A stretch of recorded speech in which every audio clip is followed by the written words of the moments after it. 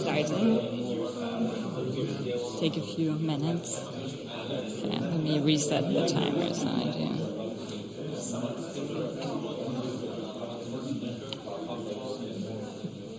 Are you slowly relaxing? Almost. Almost done. I would like to make sure they arrive. Sure. The second day morning is always a bit tougher. No, it's true. And it's 9 a.m. after the light starts. And at the last ECC, we started the plenary after 1, which lasted like a minute. And then... No. Also, this is...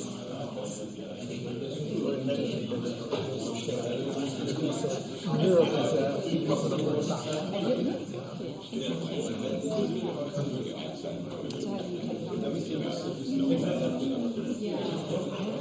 so the things are British. One is the university, which doesn't collect it, and then there's YouTube, which shows you when you are online.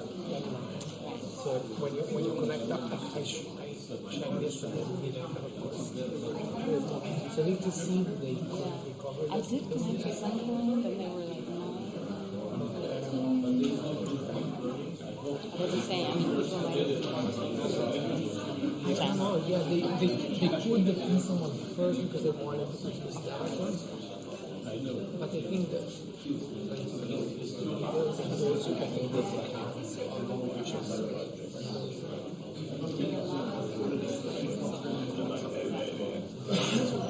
Much broader. Yeah, I don't know. Find it too small.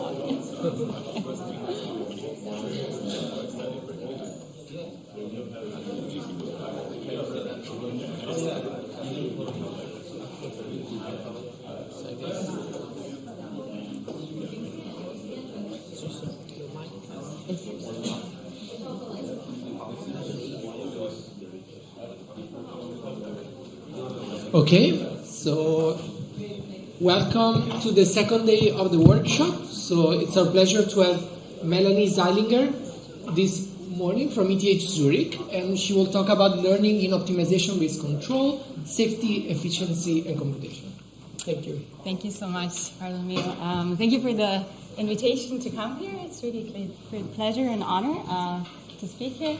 Thank you for getting up on the second day of the workshop and joining us in the morning. So as Bartolomeo said, I'm going to talk about learning and optimization-based control. I managed to fit all 3 words in there. And I'll be coming from a controls point of view, and then we're integrating learning and optimization aspects. So let me begin by thanking the people that have really done the work that I'll be presenting today. Numerous PhD students and postdocs, and of course the entire team. Many of the things that you'll see have come together over quite a few years, and so it's a great team effort. So let's begin by zooming out a bit and look at the motivation. What do we want to do? So we'll be looking at the physical world, and we want to design controllers for autonomous systems. So this will mean that we will not only need a controller that can handle a complex dynamical system, but we will also have to achieve difficult tasks in potentially challenging environments because these systems do not operate in a nice, isolated industrial space. From a controls perspective, that leads to a range of uncertainties that we have to deal with, and we still want to provide some rigorous properties about the controller. So just taking a robust viewpoint, as we do with classical noise and control, will not work because the uncertainties are just too big.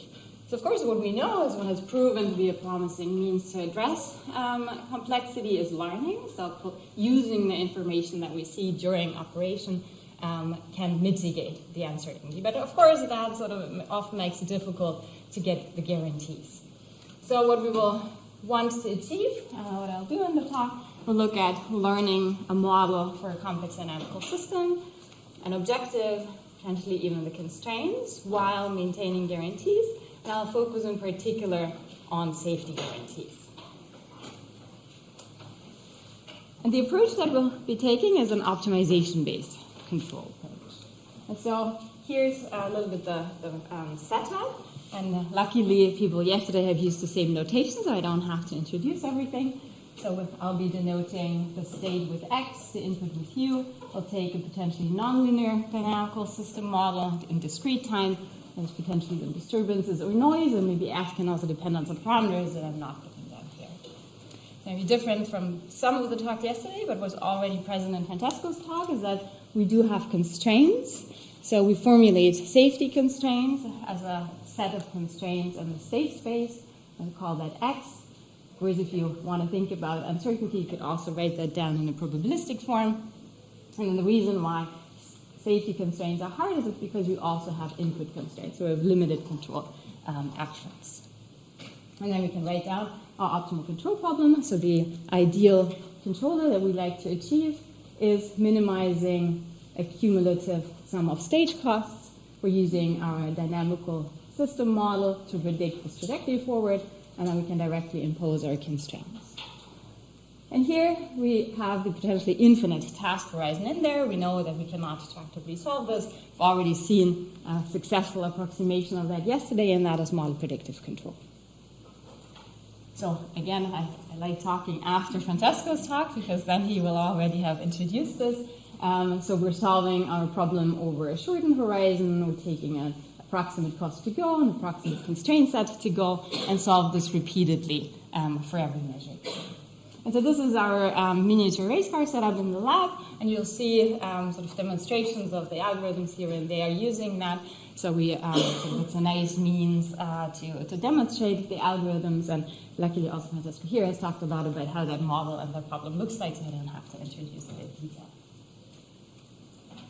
So I think a reason why model predictive control is also becoming more and more popular overall is because it is tied to optimization, and it's tied to successful optimization methods.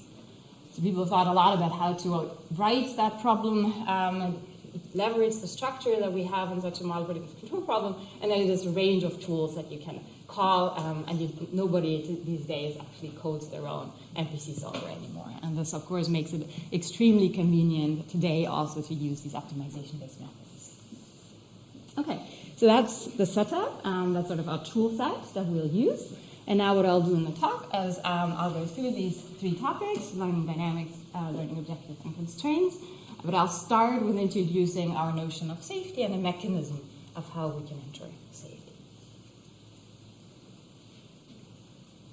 So again, we define safety as constraint satisfaction that we have here, but this is the important part. So we want to be safe for all times, and knowing about dynamical systems, we know that then not every state actually in the constraint set can be safe because we have the dynamics. So there's actually a subset that we call our safe set in which we can keep the system safe at all times forward. We commonly define that theoretically with the concept of invariance. So we can easily define a so-called invariant set if we have some autonomous system here as a set in which our state remains for all times. Very intuitive. We can also do that for a control invariance when we have an input, and we just put in the existence of a control input at any time point here. So that's great. If we then have such an invariant set or control invariant set, we fit it within our safety constraints, and then we know we get constraint satisfaction at all times. That's a wonderful concept. The holy grail would be to compute such a control invariant set, but of course that's often hard to do, and if we try to do that, the sets might often be rather small and conservative. Now, coming from a predictive control viewpoint, we know that, of course, we can write that control invariance condition also implicitly by writing it as a forward planning problem. So let's say we have some conservative, smaller invariant set or control invariant set. Now we can also say that any state outside of that is still safe if I can find the safe forward trajectory that leads me into that safe set. And I can write that down just as a bunch of conditions as we had it before. So starting at my current state, planning a trajectory forward and ending up in that set. And now my safe set is implicitly defined as a feasible set of those conditions. And that, of course, makes it extremely nice. I just have to solve that problem to check invariance rather than actually explicitly compute that set. So of course that's the backbone of all of predictive control theory that we know and why we can prove that we get constraint satisfaction at all times.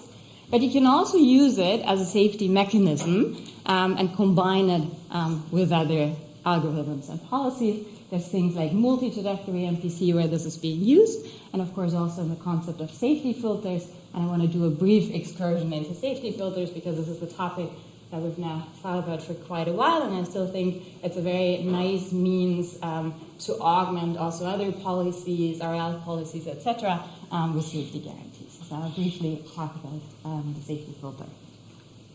What's the idea of the safety filters? I'd say you have some controller that gives you some action. We make no assumptions on that controller. So what we want to do is just have another block here that's a safety filter that takes this input and decides if that is safe to apply to the system, and if that shouldn't be safe, gives us an alternative safe input. So in the literature, that's been addressed with reachability analysis, with people like Jaime and others here that have worked on this, or also control barrier functions. But now, having seen what I just showed you before, we can also write this as a predictive planning problem to be safe. And I'll focus on this part. If you're interested in the connections between those, we've written recently a tutorial paper in the Control Systems magazine that summarizes this. And if you're at L4DC in a few weeks, there will also be a tutorial on safety filters. But for today, I'll be focusing on the predictive safety filter. So we can directly turn what we just saw before into a safety filter by adding a cost. So now if we're given some input that we want to apply to the system, we can say, well, that input is safe if it leads me to a safe state from which onwards I can find such a trajectory.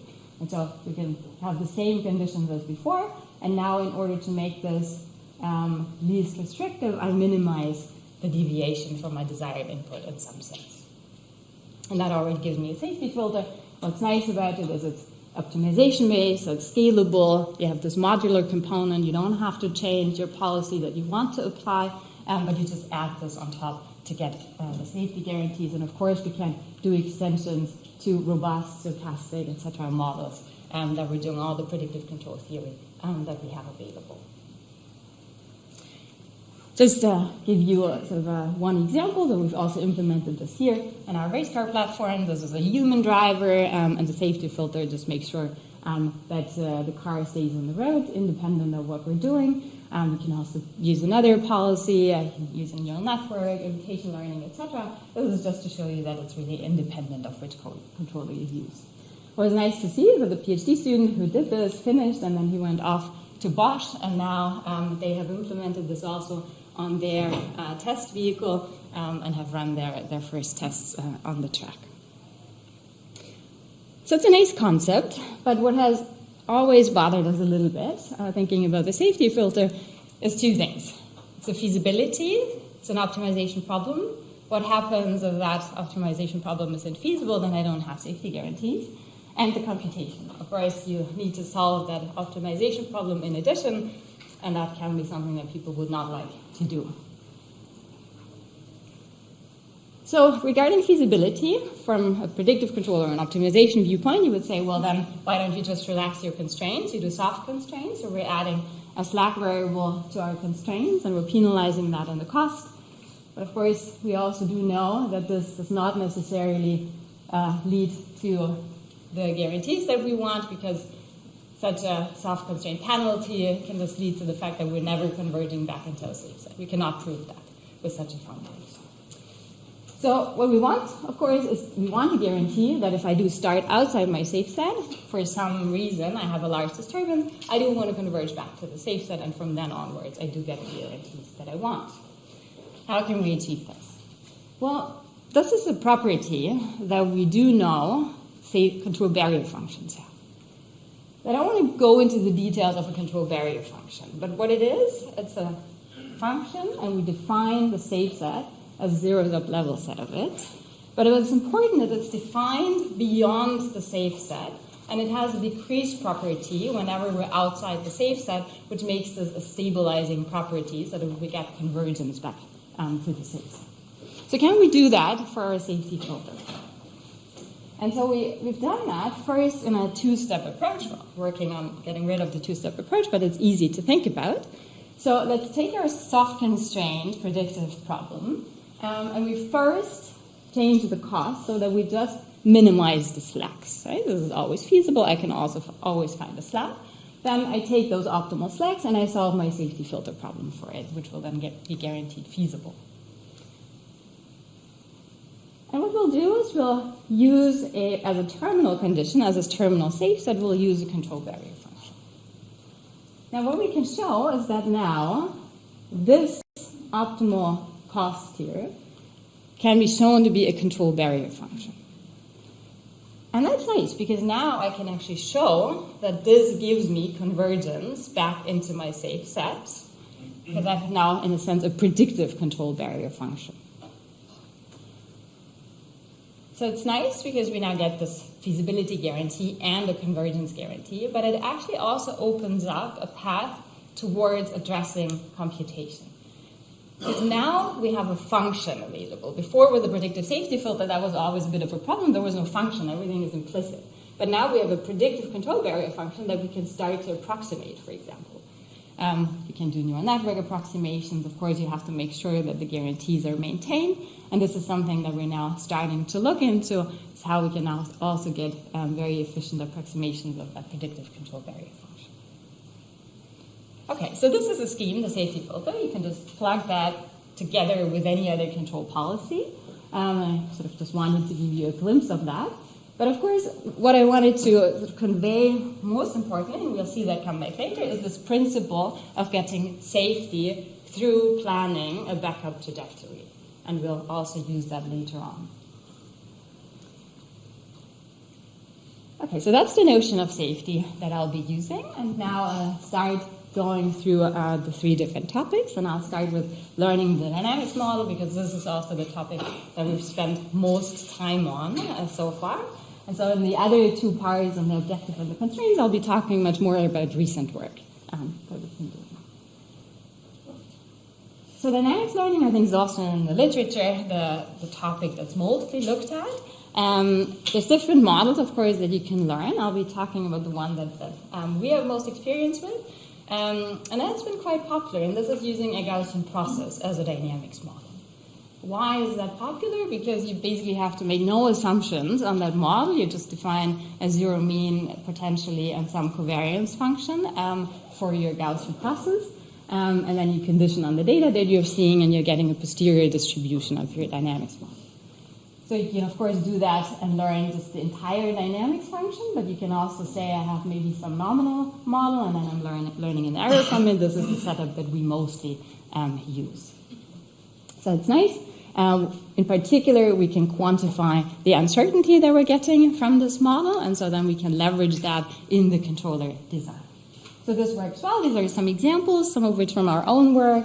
We've applied this to high-precision tracking, to autonomous racing. David Escaramuza has picked this up and has also shown this for racing with quadrotors. So these are some promising examples. But I think the reason why we're not seeing this everywhere is that it's still a very expensive problem to solve with the Gaussian process. And so this is what I want to talk about today. So how can we address the computation? The first thing you can do is you can approximate your GP. Right? There's many sparse GP methods that you could use in order to reduce the complexity. But of course, we were thinking, can we not also do something in addition and look at that optimization problem and reduce the complexity of that optimization problem as we've done it in the past for model predictive control? So that will be the first part that I'd like to address. And then in addition to the computational efficiency, if we then use an approximate GP, I also want to think briefly about learning efficiency, because we also want to adapt this model online, and so how can we do that very well? Because if you think about it in experiments, we just don't have lots of data, so we'll be thinking about how we efficiently use it. Okay, but let's start with the optimization side of things. So here's our MPC problem. We're plugging in a GP that makes it a stochastic problem. It's fine. I change my constraints. I make them probabilistic. But really the main challenge is that I now need to propagate that GP forward, and that makes it difficult. I think what's now been established as sort of the most popular approximation is that you take a linearization-based approximation of this. So you can write everything in sort of the mean and the covariance dynamics. Then you get deterministic formulation, also the constraints, and then you can go ahead and solve this nonlinear program. But it's still very expensive to solve. So why? You have lots of optimization variables. You have your covariances in there. You need to take the derivatives of the GP posterior, also the covariance, etc., and that makes it really difficult or expensive to solve. So what we looked at is the tailored SQP formulation that gives us a feasible solution, a suboptimal one though. And we've done that in an EU project that's called ELO-X, and we've also been working with Moritz Steele on this topic. So let me briefly show you how it works. So what we're going to do in an SQP step is that we take an inner loop, so we approximate our nonlinear program with a quadratic one, and then sort of iterate to improve the solution estimate. That doesn't help us yet because that QP is still going to have the same dimension and the same problems. So what can we do in addition? So the trick is, and we've done that in the past as a heuristic, but now thinking about the SQP, you can do that systematically, as we pull out the covariance propagation out of the QP. But we do that in every SQP iteration. So when you look at the problem, then you don't have the covariances, which basically means you're approximating the tightening of your constraints, which is where the covariances come in. But from an optimization viewpoint, you're actually approximating the Jacobian. And so you can relate that to methods in the literature that are called zero-order method. I know in optimization, zero-order methods are something different, but they call it that. And so let's see what it is. So it's a method to approximate the Jacobian, and this has been applied with MPC by Moritz Steele, Andrea Zanelli, and others. And so we realized that we're doing something similar here. So we can apply this step to reduce the complexity. We avoid all the expensive GP computations, and leveraging the theory that they have from those zero-order methods, we can show that we do get a feasible solution, which was not true for the heuristic. And if we have small enough uncertainty, we can maintain the SQP convergence properties. So it's actually now a rigorous sort of grounding of this approach that really makes the GP very simple to solve because you don't have this expensive covariance in there. Give you a sort of a sense of how this works. This is implemented now on the race car. We've worked with them to get a really efficient Arcadis implementation. Here's with the prior GP. We do not have any data, so you see the propagated uncertainty is really big, which makes us operate very close to the center line. So we then just raise basically at the center line, but we can collect data doing this. And then we use that data, put it in our GP, and then you'll see that the uncertainty is reduced. We're still propagating uncertainty to be cautious, and you see that going up every once in a while, and then we get really nice racing performance, and we can also race very quickly. We can solve this extremely fast. So I think we're now at a point where we have a nice way of solving these GP and PC problems, and hopefully we're now looking forward to applying this also to other problems.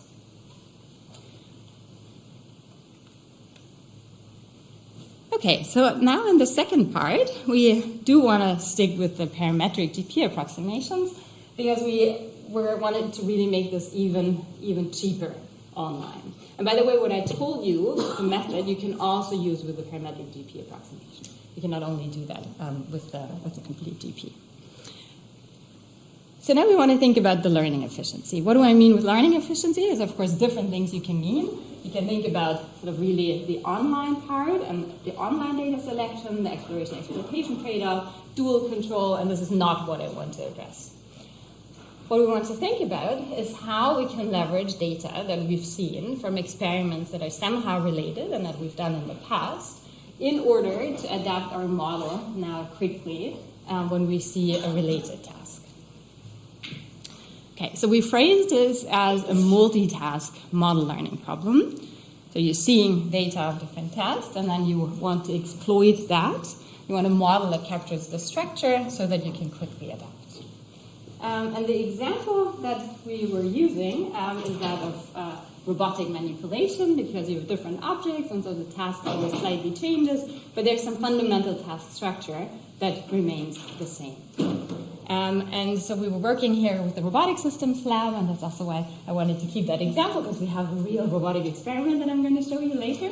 And so we looked at a robot. This is a quadrupedal manipulator, so a quadruped with an arm that has to open a door. And say you've already opened 10 doors, now you see a new door, and you want to quickly adapt to the dynamics of that door. Okay, but before we go into the experiments, I quickly want to tell you how the method works. So again, we want it to be extremely cheap. So there are multitask model learning methods, of course, that rely on neural networks, on GPs, but we wanted to have something that's cheap so we can put it on the robot and run that on board. So we were inspired by these GP approximations, and in particular by the sparse spectrum GP approximations. So what we'll do is we'll rely on a trigonometric basis function formulation that we then use to construct such a multitask model. Okay, so we have M tasks. We take a standard Gaussian measurement model, and now we have a parametric GP approximations with those trigonometric basis functions. We assign a prior distribution to our parameters, and then once we have the data and we have these hyperparameters, then we can directly compute the posterior distribution of the parameters, so the standard Bayesian regression. Okay, how do we make this a multitask model? So here the idea is that we say these basis functions, they capture now the structure of the task, whereas the parameters are task-specific, so those we will learn online. And of course, you have to think about how to optimize the hyperparameters. We've done that in the CDC paper a couple years ago. I don't want to talk about that part, but I rather want to show you now how this works for the example that I've mentioned. So here we have the robot example. We do exactly what I described before. We have a nominal model, and then we have an error model. And we'll write that down as this parametric approximation here. And then, so we look at the door opening task, and we say we've collected data from a few runs, and we simulate different doors by attaching different masses to the door. And then we also have a perturbation from a human. Okay, so we have this data, we optimize our hyperparameters, so we get the frequencies and we get the prior distribution of the parameters.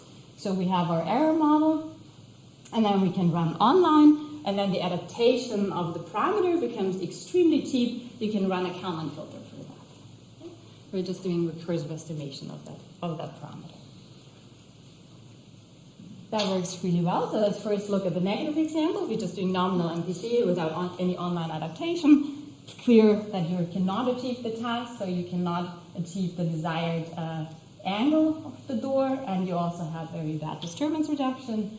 If you do the multitask learned model, then you nicely adapt to open the door, and you also reject disturbances very smoothly. Now you could say, well, that's of course just online adaptation. So we also compare it against learning just from one task, and there you can really see that you sort of overfit to the one task that you've seen, and whereas the multitask shows much better performance. What are the input outputs here?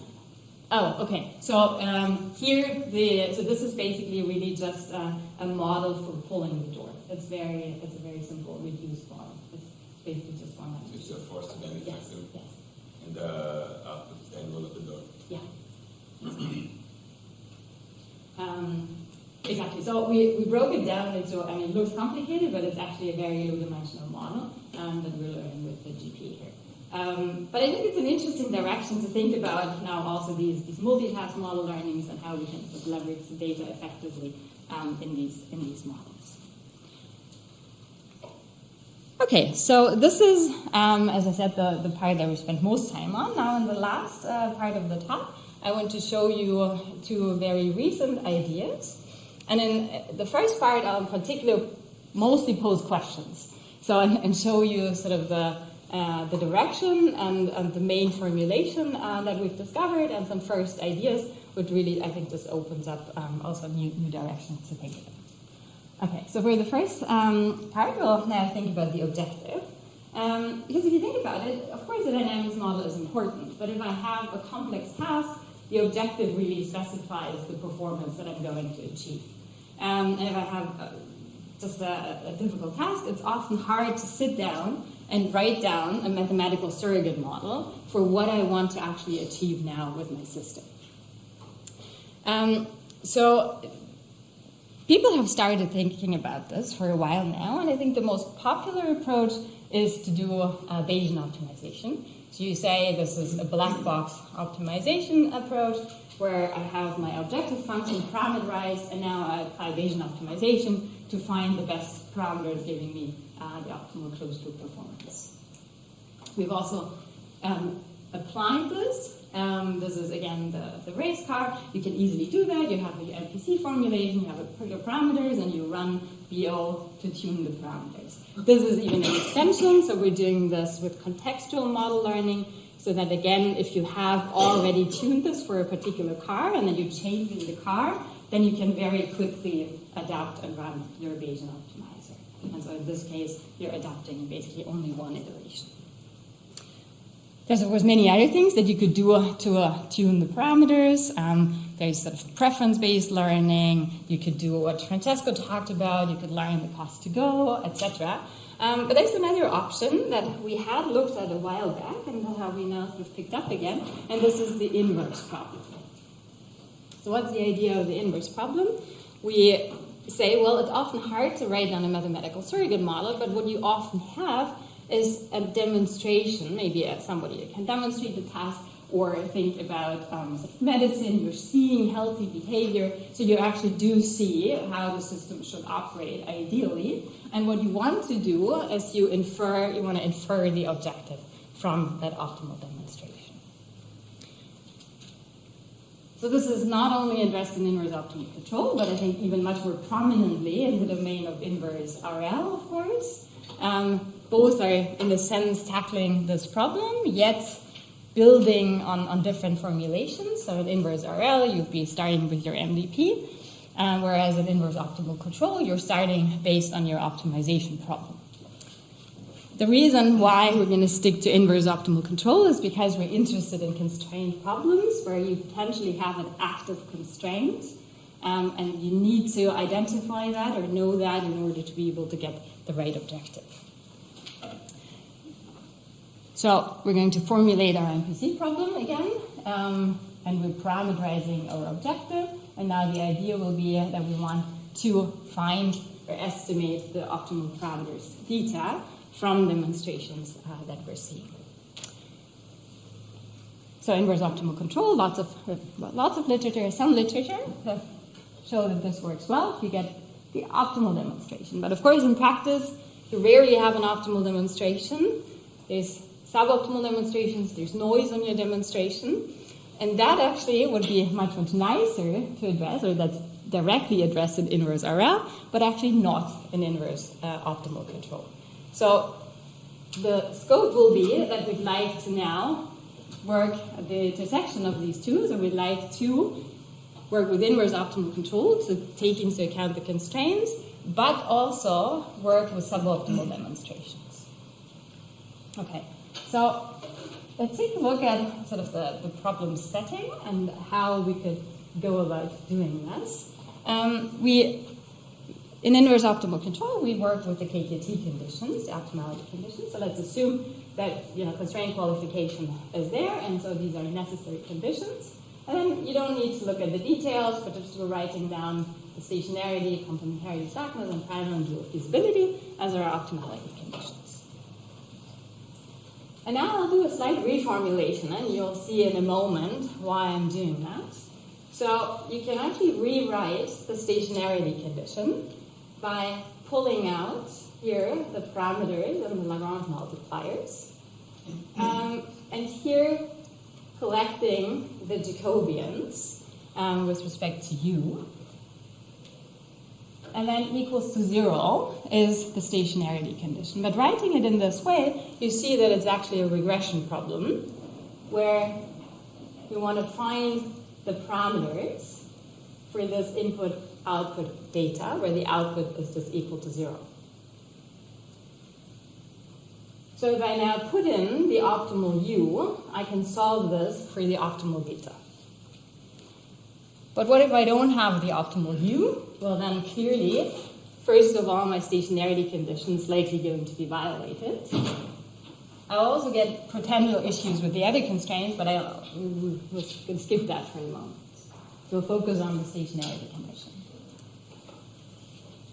So what's commonly done, then of course people have realized this before in the inverse KKT world. So what's commonly done is you relax the stationarity condition and you basically solve the least squares problem. Here putting in your suboptimal demonstrations that I'm going to call UD for a demonstration. And then you're keeping your other optimality conditions in the constraints. So that's the classical relaxed inverse KKT approach. Well, why is that potentially not such a good idea? It's because we have errors in the demonstration. We're now thinking about this as a regression problem, and we actually have noise on the independent variable and not on the output. And so that's an error in variables problem, and a least squares estimator is actually not consistent for this. So this was a sort of nice realization, and as I said, this is really just the starting point, that sort of what's been doing in the literature is not sort of consistent. What you should be looking at instead is an error in variable regression approach. And we now have the first paper at L3DC that's going to be presented in a few weeks. So we started to look at different ideas for error in variable regression. So we're modeling the uncertain demonstration as the optimal one plus noise. And now we're looking at different formulations. One is we're assuming that the noise is zero mean Gaussian, and the other one is we don't know anything about the distribution, and so we can look at different techniques. So if you're assuming it's zero mean Gaussian, but we don't assume that we know the distribution too. We just assume it's Gaussian. Because if it's Gaussian, you can take a complete Bayesian approach. You basically write this as a map estimation problem. So you want to minimize the negative logarithm of the posterior. In order to do that, we're estimating the distribution of the demonstration with sampling, and then you can start solving this to get an estimate of the parameters. If you don't know anything about the distribution, that's of course not possible. Here you can use an approach based on the total least squares, so you're basically just minimizing the squared sum of the residuals, and then we're iteratively estimating the noise distribution from data. So again, in no case we're assuming that we do know the noise distribution, but we're always trying to also estimate that from the data. We've done a number of examples. I'm just going to show you one. And of course, what we're getting is that these approaches, because they're error in variables regression problems, they're consistent. We're reflecting the quality of the estimate, and we do then add the remaining KKT conditions back into the constraints. So we've changed the inverse KKT approach to have a better objective, but we still have these other optimality conditions in the constraints. So unfortunately, we haven't changed the difficulty of solving that problem, because that's still a really hard problem to solve, and I'd be very happy to talk with the optimization colleagues, and if they have ideas of if there's any hope that we can solve these problems in a better way, because of course that's really hard to do. Okay, just to show you one example, because we've looked at the car so much. This is the nonlinear kinematic model of the bicycle model of the car. And say we want to control the car to some target point, so we're taking the basis functions to reflect that, and then we want to find the parameters, and we can here see that this does the KKT approach, not knowing that we actually have noise on the demonstrations, and we have different noise levels. We're not getting a very good estimate of the optimal parameters. That's the root mean square error, whereas with the error in variables approach, we're getting a very nice estimate. And this is particularly an example where we believe that the constraint, the active constraint, is actually important to get the right parameters. Okay, so that brings us to the point where we talked about the dynamics, we've talked a little bit about the problem of the objective, and at least phrasing the problem with some first ideas. But in all of these, I've assumed that I know the constraints. Now, of course, if you're now operating in an unknown environment, you do not know necessarily what the constraints are, but you actually have to go around and also learn about the constraint. And so here's some first results where we're trying to do this, and this is joint work with Andreas Krause at ETH. So what's the setup? We'll now assume that the dynamics model is known, so that is not too hard. We know some of the constraints, so we know the input constraints and potentially some other constraints on the state, and now there's a constraint that we don't know, and we model that with the function q of x. We're saying the constraint is defined by q of x either equal to 0, but we don't know q. And so what we want to achieve is that we get now safe domain exploration in finite time. That's going to be the objective that we'd like to achieve. Okay, so without any assumptions, that's of course a hopeless problem, because if I make no assumptions, I cannot know about the safety of a neighboring state. So I do have to make some assumptions. And of course, that's not an entirely new question, so people have thought about this in sort of, I think, the non-dynamical case mostly, for example, in safe Bayesian optimization. And there, the idea is, or the trick is, that one models this unknown constraint with a Gaussian process.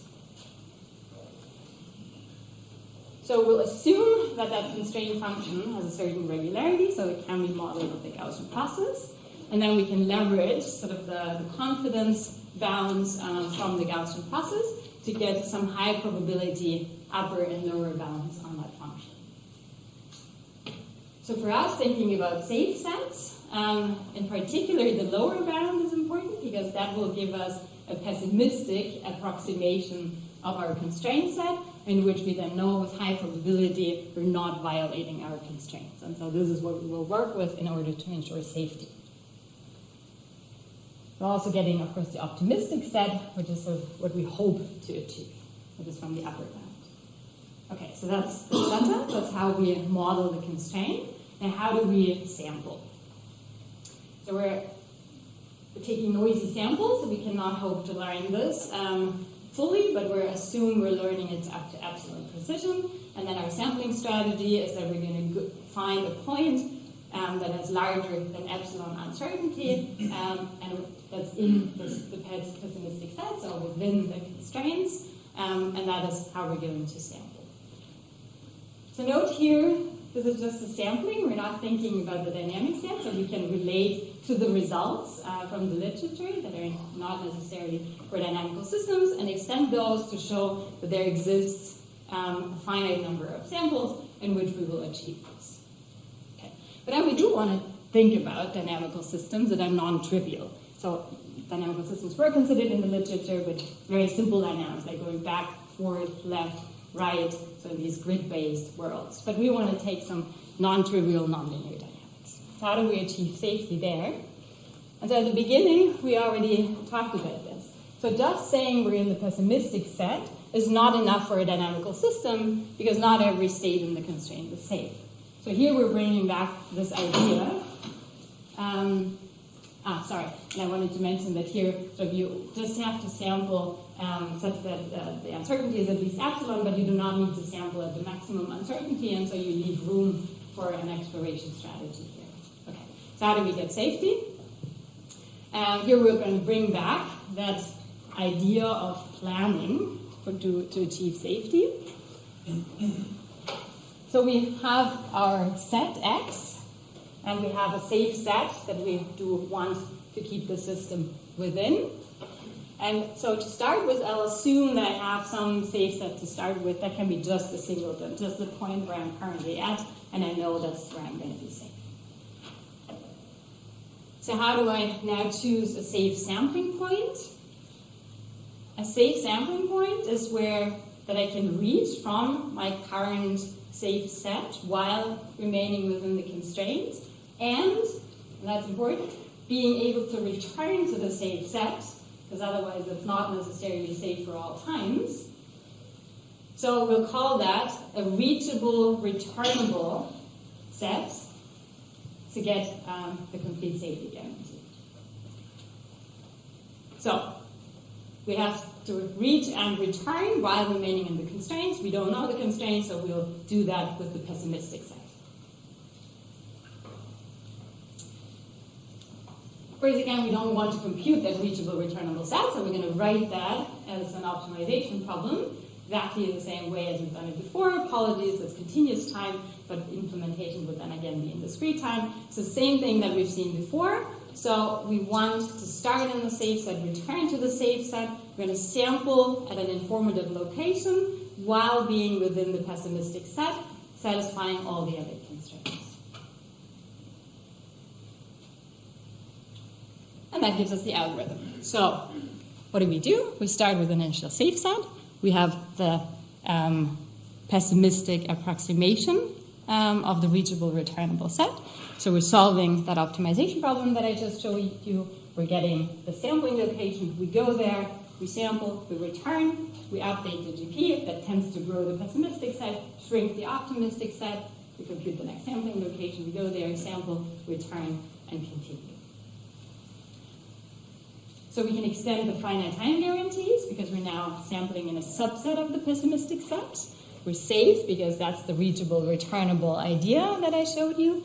And you can also show that we're guaranteeing that we're exploring the domain. But for this, you need to make an assumption on the dynamics. There needs to be a locally controllable linear system because we need to be able to go to the boundary and come back in order to sample. We can do extensions. You can think about taking, if you know Lipschitz continuity, you can use that to improve the pessimistic set. You can just, instead of just doing exploration, you can do goal-directed exploration. You're trying to achieve some goal. And I think the most important one, we can extend this to a receding horizon formulation in order to make it more efficient. So what does that mean? Now, we again start, and now we have some goal that we want to achieve.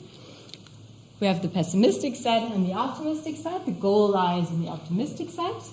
Now we want to solve our optimization problem that I write here in compact form. So we want to find an informative sample while remaining in the reachable, returnable set, and we want to get as close as possible to a goal. So we're going to pick that sampling location, but rather than going back, we're going to start replanning from the sampling location. So we're directly updating the GP. We can expand the pessimistic set.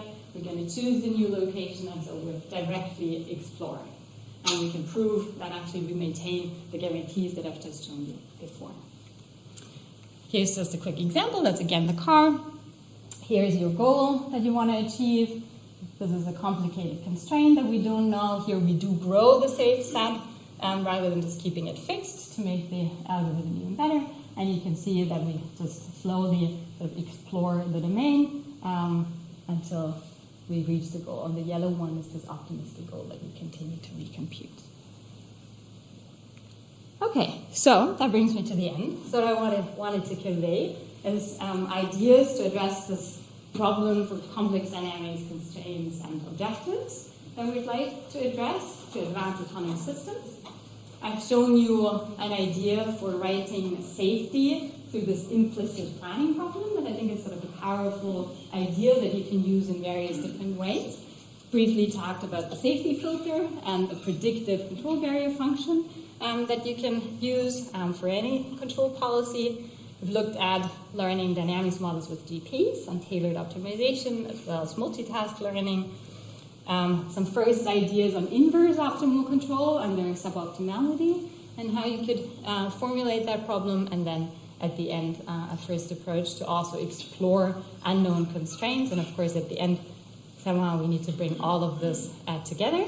With that, I'd like to thank you for your attention. Of course, all people that have funded this, I'm happy to answer your questions.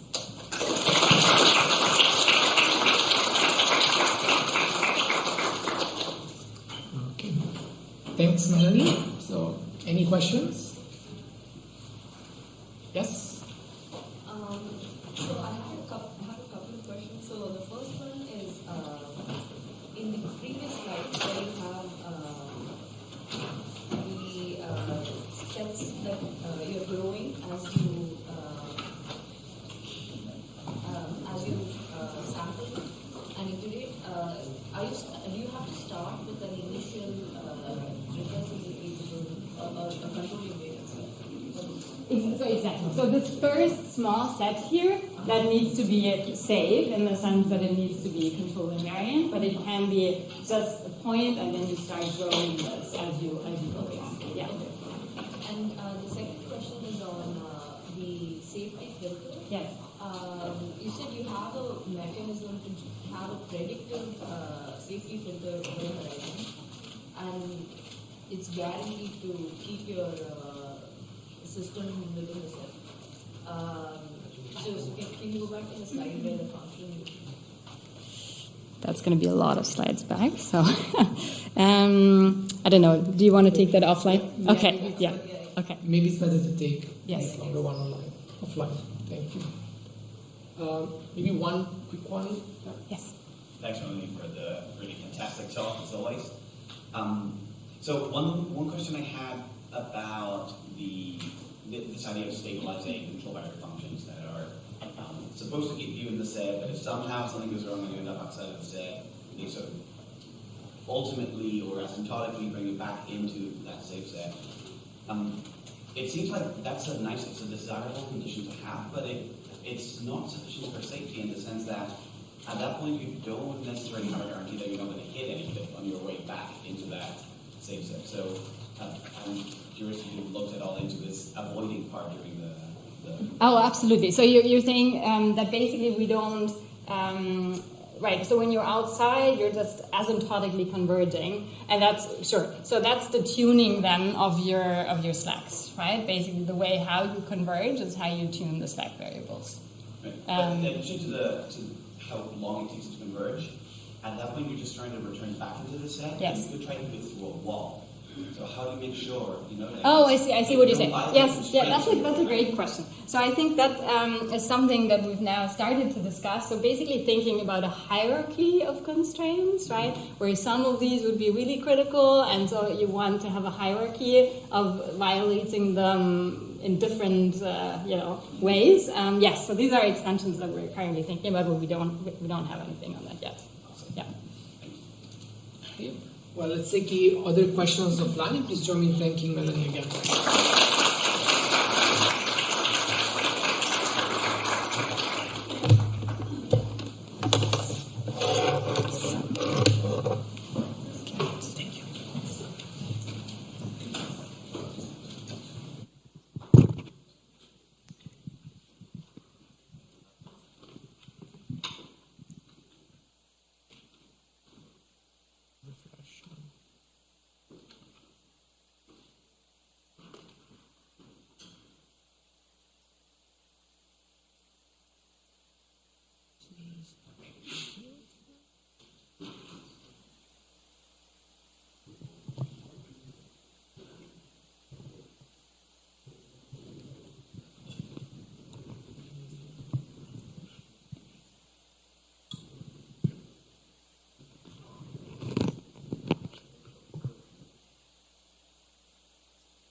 No, I'm good. It's okay.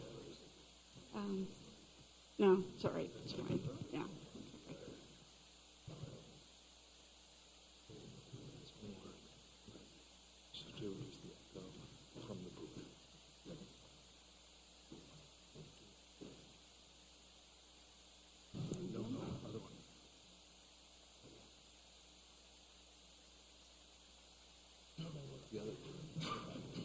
Sorry about the last minute. The larger one is.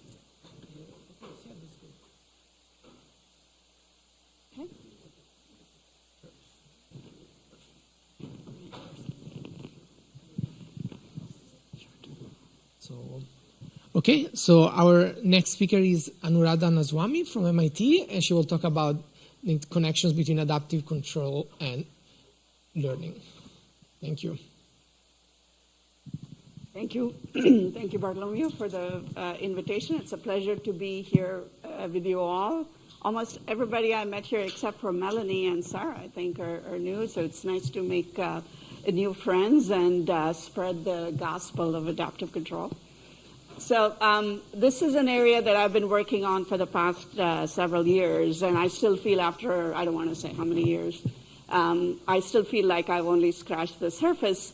And as this workshop is really exploring the interconnections, intersections between optimization, control, and learning, adaptive control really fits like a glove, especially in the connection between control and learning. And I'm really glad Melanie went before me and set the stage for all of the important aspects of what control addresses. And so this makes it really easy for me to launch into what, my topic. Again, like all of us, our students and former postdocs and so on are the ones who do the work, and it's a pleasure for me to present their work with you. This work is sponsored by Boeing and Air Force Research Lab, among others.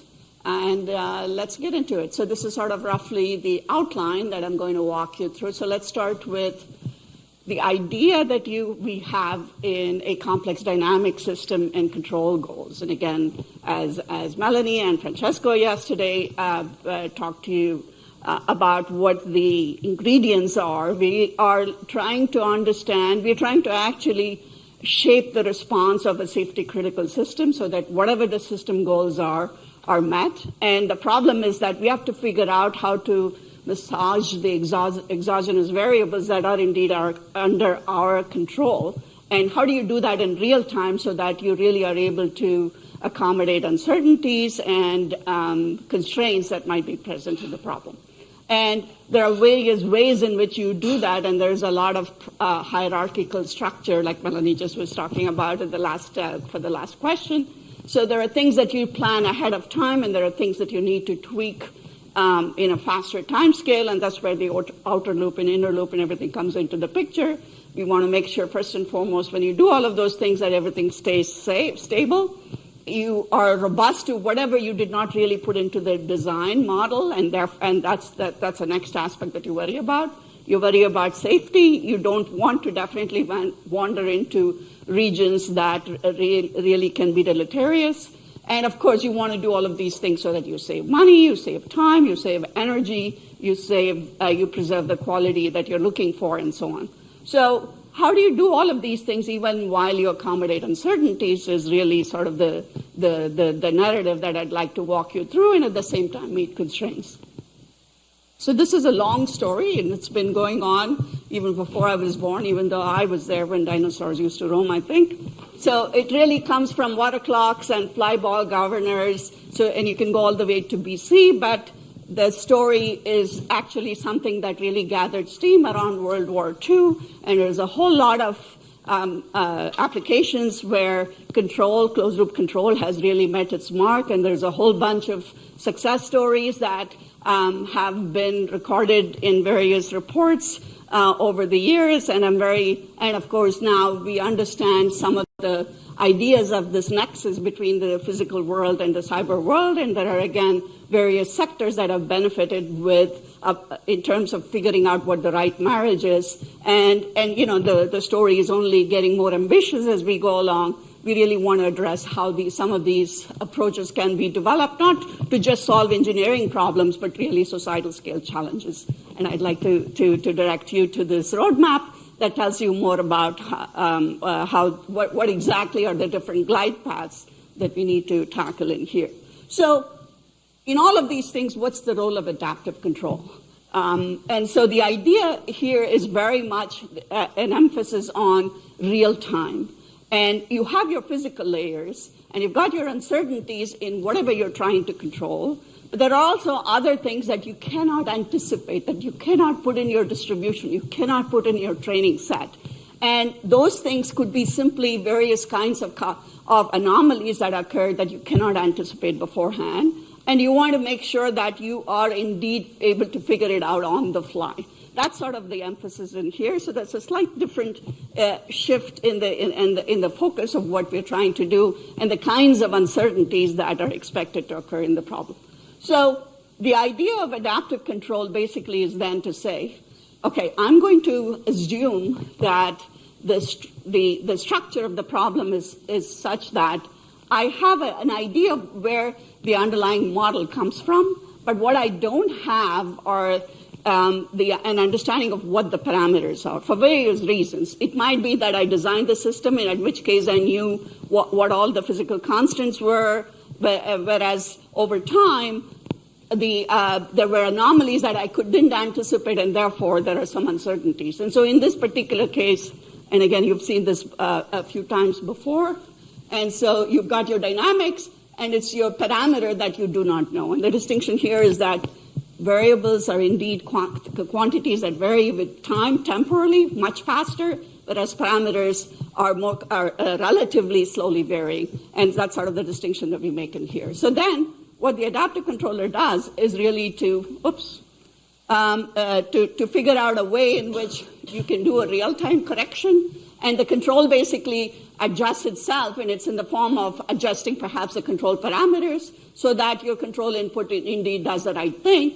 And typically what you have are, these are the kinds of structures that the approach that you use, where you both have a control input and a specific way in which you adapt the parameter. And I'll come back, keep circling back to this, what we call as the adaptive law, and talk to you about what exactly is the role that it plays and what's the nexus between adaptation, control, and learning.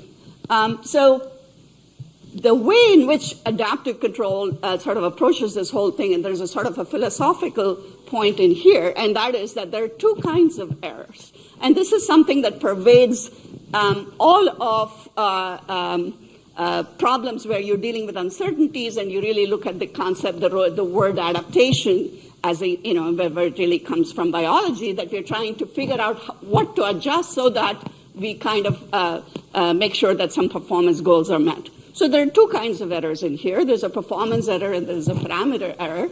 And one is something that I can measure. That's the one that gives you this loss function idea. And the other are the weights, the parameters that you can actually adjust. And these could be PID control gains as well. And so the learning rule tells you how exactly you should adjust it in real time based on the performance error that you can measure. So the question is, what's the right performance error? What's the right loss function? What's the exact parameter that you need to adjust? And there's so many of these questions have been answered over the years. The reason why it's really difficult is because these two errors don't always nicely correlate, the parameter error and the performance error. And so the goal, the way in which adaptive control really has progressed, is to figure out what this error model is, the relation between these two errors. Then that sort of gives you a handle on the problem. So how do you do that in different contexts is the question. So let me try to sort of explain it to you in the context of a very simple linear regression problem. This is something that, again, we've seen, perhaps not so much in this workshop, but those of you who have looked at various problems in optimization, learning, and control, and machine learning really have this linear network quite a bit and is ubiquitous. So you have something called a regressor, and the regressor, a linear combination of the regressor, is what you are interested in, and figuring out what it is. And so you build an estimator, and you look at the corresponding performance error. And here in this particular case, theta is the unknown parameter, and then you have to figure out a way of estimating it, and that gives you the parameter error. In this particular case, if you choose the E squared as your loss function, there's actually a very nice convex relationship that you can get, and that gives you a great handle on the problem. And so you use this gradient descent, which again, you've heard many of the speakers talk in this workshop, and everything is great.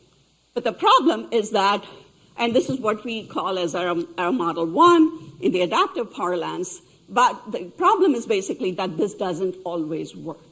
And this doesn't work because often there is a lag between the parameter error that you really want to get rid of and the performance error that you're measuring, especially when you have complex dynamic systems. And because of this lag, it turns out that if you could measure this E prime, which actually has a convex relationship to the parameter error, it's great. But unfortunately, that's a signal that you don't have, and it's internal to the system. And so you only have E, which is a quantity with a certain lag, and that lag can actually kill you. And that basically is what people realized, and you can see, we are talking about 1966, and that's kind of when the foundation for adaptive control really got laid. So this is the reason why we pivoted and really went towards a stability framework. And so the idea is, don't look for a gradient descent and try and make that work, because you can't, and look for something like a Lyapunov function and see if you can find a positive definite function which you can make into a non-increasing one and make it into your Lyapunov function. And the way you can do that is, even though the quantity, the adaptive rule that you're looking for is not something that is like a gradient descent algorithm, it still works because you basically have a particular candidate that you can make into a Lyapunov function. So this is the idea, and this sets the foundation. And if you look at going back to the error model 1 that I talked to you about, then you think that this is the kind of nice shape, but it doesn't always look like this, and therefore you need to pivot and really look at a stability framework, and that's the one that gives you the answer. In this simple example, the two coincide, but in general, it isn't, and that's the reason why you need to really develop different learning rules when you're dealing with complex dynamic systems. And this is what we have done over the years. And so, for instance, here is the problem when you have several states that are accessible, and I'll loop back again to this towards the end of the talk, by talking about adaptive LQR, which has been looked at quite a bit in recent literature. And so the idea here then is there is this target, and that target comes from what we call as a reference model, and that in turn gives you this error, the performance error E, and that's what you're after, and that gives you then a way in which you can figure out what the adjustment rules should be, and bingo, there is a nice Lyapunov function that gives you what you want to do.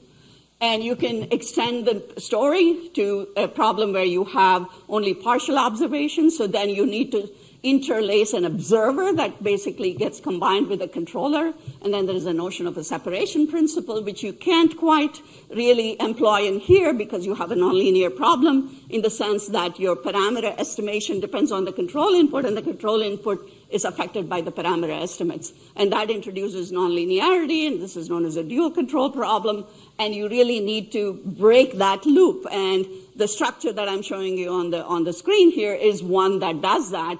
And it basically says that you have to have a search in a higher dimensional manifold in order to really make sure that you can design the controller and have it give you stability before you go to learning of the parameters. So that's a very important separation that really led to, again, solidifying the foundation for adaptive control. And that also, again, gives you global stability, and there are tools that we can use in order to show that this performance error actually goes to zero. And we can extend the story for nonlinear control as well. And so, again, coming back to many of the kinds of problem statements that Melanie was showing you, here you are looking at a nonlinear system, and there are many problems where you can introduce some structure into it, like using the regressor phi of x, and that allows you to again, provide some simplifications in terms of what the structure of the adaptive nonlinear control should be. And it turns out that you can indeed find suitable functions that tell you how to adjust the parameters. And of course, all of this is predicated on knowing something about the structure of the problem. And if you know that this is a blended wing body, you know that it's a combustion system, or you know that it's an autonomous vehicle with say, for instance, you're trying to do fuel-air ratio control, whatever the underlying problem might be, since you know something about the underlying physics, you utilize all of that to say, okay, I have some structure that is known, and I'll leverage that structure in order to design the controller. So this is, okay. Let me see, maybe this itself will do it. So this is an experimental result that we have in our lab. And what you see in here is a problem where there was a real-time uncertainty that was introduced because a part of the propeller blade broke midstream in flight. And what you saw, the first run there, is a non-adaptive solution, which obviously did not really rise to the occasion, whereas the adaptive controller figures out that you need to adjust the control gains in real time, and was able to do that, and therefore have the stable hover and recover the performance. And so it says then that, all of these tools that we showed were practically validated in that context, and there are many other such examples. And so on top of all of these parametric uncertainties, what if you had other unstructured uncertainties, other modeling errors and time delays and so on? And so what this says is that you would then take that adaptive controller, integrate it with a baseline, and you can still provide robustness guarantees to unknown actuator dynamics, whether it could be due to time delay or because of unmodeled dynamics. And both of those things basically are addressed by either having a regularization type of thing, which is, again, a tool that is known to many of you, or projection. And it, again, depends on how severe the constraints, the anomalies are, whether you make it a hard constraint and therefore use a projection, or do something soft, which gives you the regularization type of idea. And there are also things called dead zone, which says don't adapt when you think that this might be due to some non-structured uncertainty. So I would like to shift the story to constraints. This is, again, something that we've been hearing about quite a bit in many of the talks. And so there are two kinds of constraints that we can accommodate into this adaptive control structure. One of them is magnitude constraints. So you see the notion again, I want to go back to the performance error and the parameter error story. You need to know what you're adapting to. And if you think that there is a certain kind of uncertainty, and that's really the one that's your story thread, then that tells you that this is your performance error. But if what you're looking at is due to a varied set of mechanisms, and not necessarily because you have parametric uncertainty, then you're adapting to the wrong thing. And that can lead you to trouble, big trouble. And so you need to therefore figure out as to what the structure of the problem is, and when are you hitting the limit of your actuator, and when are you really suffering because of the effects of a modeling error, of a parameter uncertainty. And so to be able to distinguish between the two, what we did was just to really model the effect of saturation as an additive disturbance, and that allowed us to modify the performance error, and therefore that very simple change basically did the job. And the nice thing about this algorithm is something that it has met up with a lot of success in a variety of applications, and over the years we've collaborated with a number of different researchers. So here is one example, for instance, in propulsion systems. I added that slide, Paul, just to link with the conversation that we had yesterday. This is a collaboration that we had with Anne Dowling at the University of Cambridge, and it's a very interesting combustion system dynamics, where this essentially resonance produced because of an intrinsic feedback between heat and pressure. And it basically sets up a resonance in a closed chamber, and that is coming because of the specific kind of geometry that you have and the specific kind of operating conditions. And what we were able to show was that by using adaptive control, which comes in cold and knows nothing about what the system dynamics is and is able to have a significant reduction, and these are actual experimental results from a scaled Rolls-Royce rig that shows that compared to the baseline, and you can see that this is something that you can actually hear depending upon the kind of frequency. It's either a buzz or a hum or a screech. And what we were able to do was, by pulsing the fuel using feedback measurements from various pressure sensors along the length of the chamber, we were able to kill the resonance.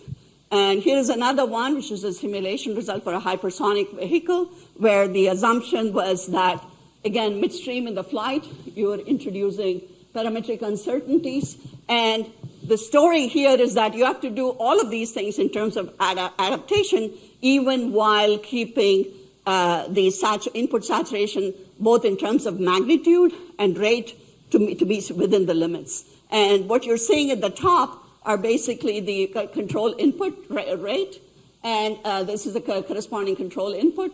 And what you see is that if you're not really able to honor the limits, then this is something that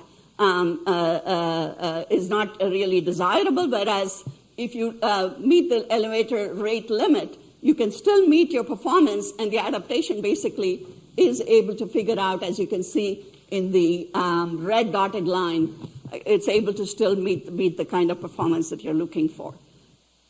The second thing that I'd like to go towards, that clock is really not working today. Okay. state constraints. And again, Melanie talked about this and others as well yesterday. So you want to make sure also, in addition to making sure that your control input stays limited, that your state also stays within a desirable bound, and it has obvious connotations of safety. So how do you make sure that you are after your performance goal, and at the same time, you don't wander into unsafe territory? So one of the things that we were able to do is to stitch together the adaptive principles that I walked you through with the control barrier functions. And so this safety filter is different from the one that Melanie talked about, but I'm sure there are interesting intersections that we can explore. So what we do here is not only accommodate the fact that you've got uncertainties, and that basically requires you to adjust your control gains. You basically shape your command signal in a way so that this filter accommodates the constraints that you have to honor in terms of where the states should or shouldn't go. And we also have other kinds of interconnections between the adaptation part and the CBF part by designing some clever things into the reference model. So all of these things basically lead us to this result. So it's a first order example, very simple. We assumed again that there was a significant loss of effectiveness in the actuator. We specify the waypoints, and what you see is that from various starting points, you want to hit the target without really hitting those obstacles. So if you really zoom in, it turns out that there is a little bit of a violation, and that's when these sort of clever things that we stitch together are really brought into the foray, and that is the notion of an error-based relaxation. And this basically allows you to not hit the obstacles and, have your cake and eat it, so to speak. And so one of the things that we wanted to do was, hey, what if you really, really are very, very close to the obstacles? And the nice thing about the algorithm is that it figures out automatically on the fly the right path in order to make sure that your performance goals are met simultaneously, even while honoring safety. So again, all of this is it's the same kind of a game that we play. You don't know a priori that there is going to be this loss of effectiveness. The propeller blade can break at any point. You don't know that, and you cannot anticipate it, and that's where the adaptation really scores. So here's another example, and this is basically, wow, that's really fast. That's not how it was playing on my screen. So what you see on the right side is really, for some reason, the speed is really fast, is with adaptation. And this is a 6-DOF quad rotor with a nonlinear model. And what you see on the left side is where you don't have adaptation, and the pink path is what you really want to follow. And you can see in the picture on the right really does the job. Let me see how this one plays. So it's the same thing here, but using a photorealistic environment. So let me see. On the left side is you don't have the adaptation, and it's not able to figure out that it's got a compromised set of actuators. Whereas in the right one, and those of you who know LIDS, you know that this is a Stata Center at MIT, and this one actually figures out how to navigate the two pillars. And so here's, again, a nice demonstration that you can actually combine these two things. So these are not the only examples. There are any number of flight platforms that actually have been implemented over the years with flight tests that show that you can indeed have a successful flight control application in all of these things with improved performance and reliability. So now, what does all of this mean in terms of learning? So the question is, what is it that you learn in the context of doing all of these different things? Because we're really after performance in all of these examples. And so in order to learn, in this particular case, the learning is focused on parameters. What exactly went wrong? What's the kind of parametric uncertainty, the loss of effectiveness that you had? Is it possible for us to figure it out? And so that means that not only are you interested in your loss function going to 0, which is the E squared, something like an E squared, but the parameter error going to 0. And so question is, how do you do that? And obviously, the question is also, why do you need that? Because if you learn the parameters, what really gives you is a robustness guarantee. So, because even for a small change in the parameters, it's easy to see any number of examples where the corresponding change in the state space is significantly larger. So you do want to learn the parameters precisely. And the notion of persistent excitation is the one that really sort of gets you there, which basically says if you have n unknown parameters embedded in any equations, then you basically need to have n independent observations. So it's really a way of figuring that out. Either you can think of it as uniform observability, linear independence, a covariance matrix being non-singular, but all of these things basically give you the handle on the problem as to how to identify parameters. But then the nice thing about it is this is a necessary condition, which says that if you don't have it, you cannot identify the parameters. So you kind of rely on having excitation in your data, which is what people refer to as exploration, but it's a question is whether or not you can afford to have that when you're trying to do something in real time. And its excitation is probably not something that is easy to impose, for instance, if you're flying the aircraft, because not only the excitation means that you really have to have every direction of the in every eigenvector, you have to probe the system, and that might mean that you're exciting different kinds of roll and yaw and pitch inputs, which is not something that you want to subject the passengers to. So, but what it tells me is that if you are within a certain subspace, then it's going to not give you persistent excitation, whereas if you are able to probe all different directions, you can generate a full rank matrix, and that's something that is useful. However, in many problems, like I said before, you can't really guarantee persistent excitation. So now the question is, what happens with imperfect learning? And you don't want the imperfect learning to compromise your performance. So here's another example. If I have a high-performance aircraft, and it's in this particular case, it's a blended wing body, and it's open-loop unstable, and the short period dynamics actually could wander into the right half of the complex plane.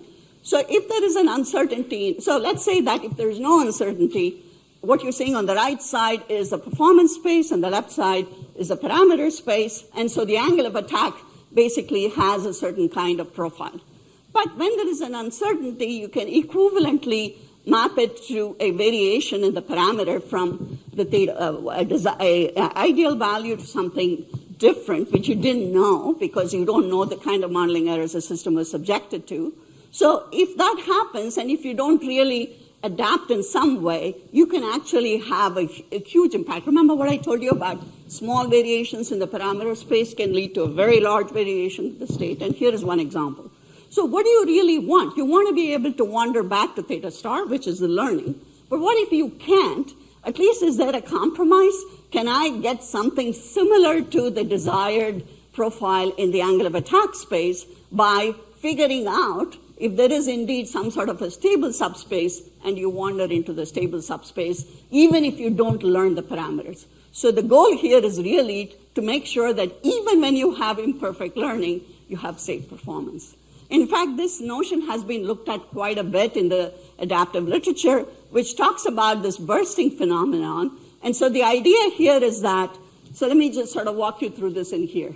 So you're introducing a command signal, and let's assume that this 20 is like, 20 years or 20 centuries. You think that you've done your job because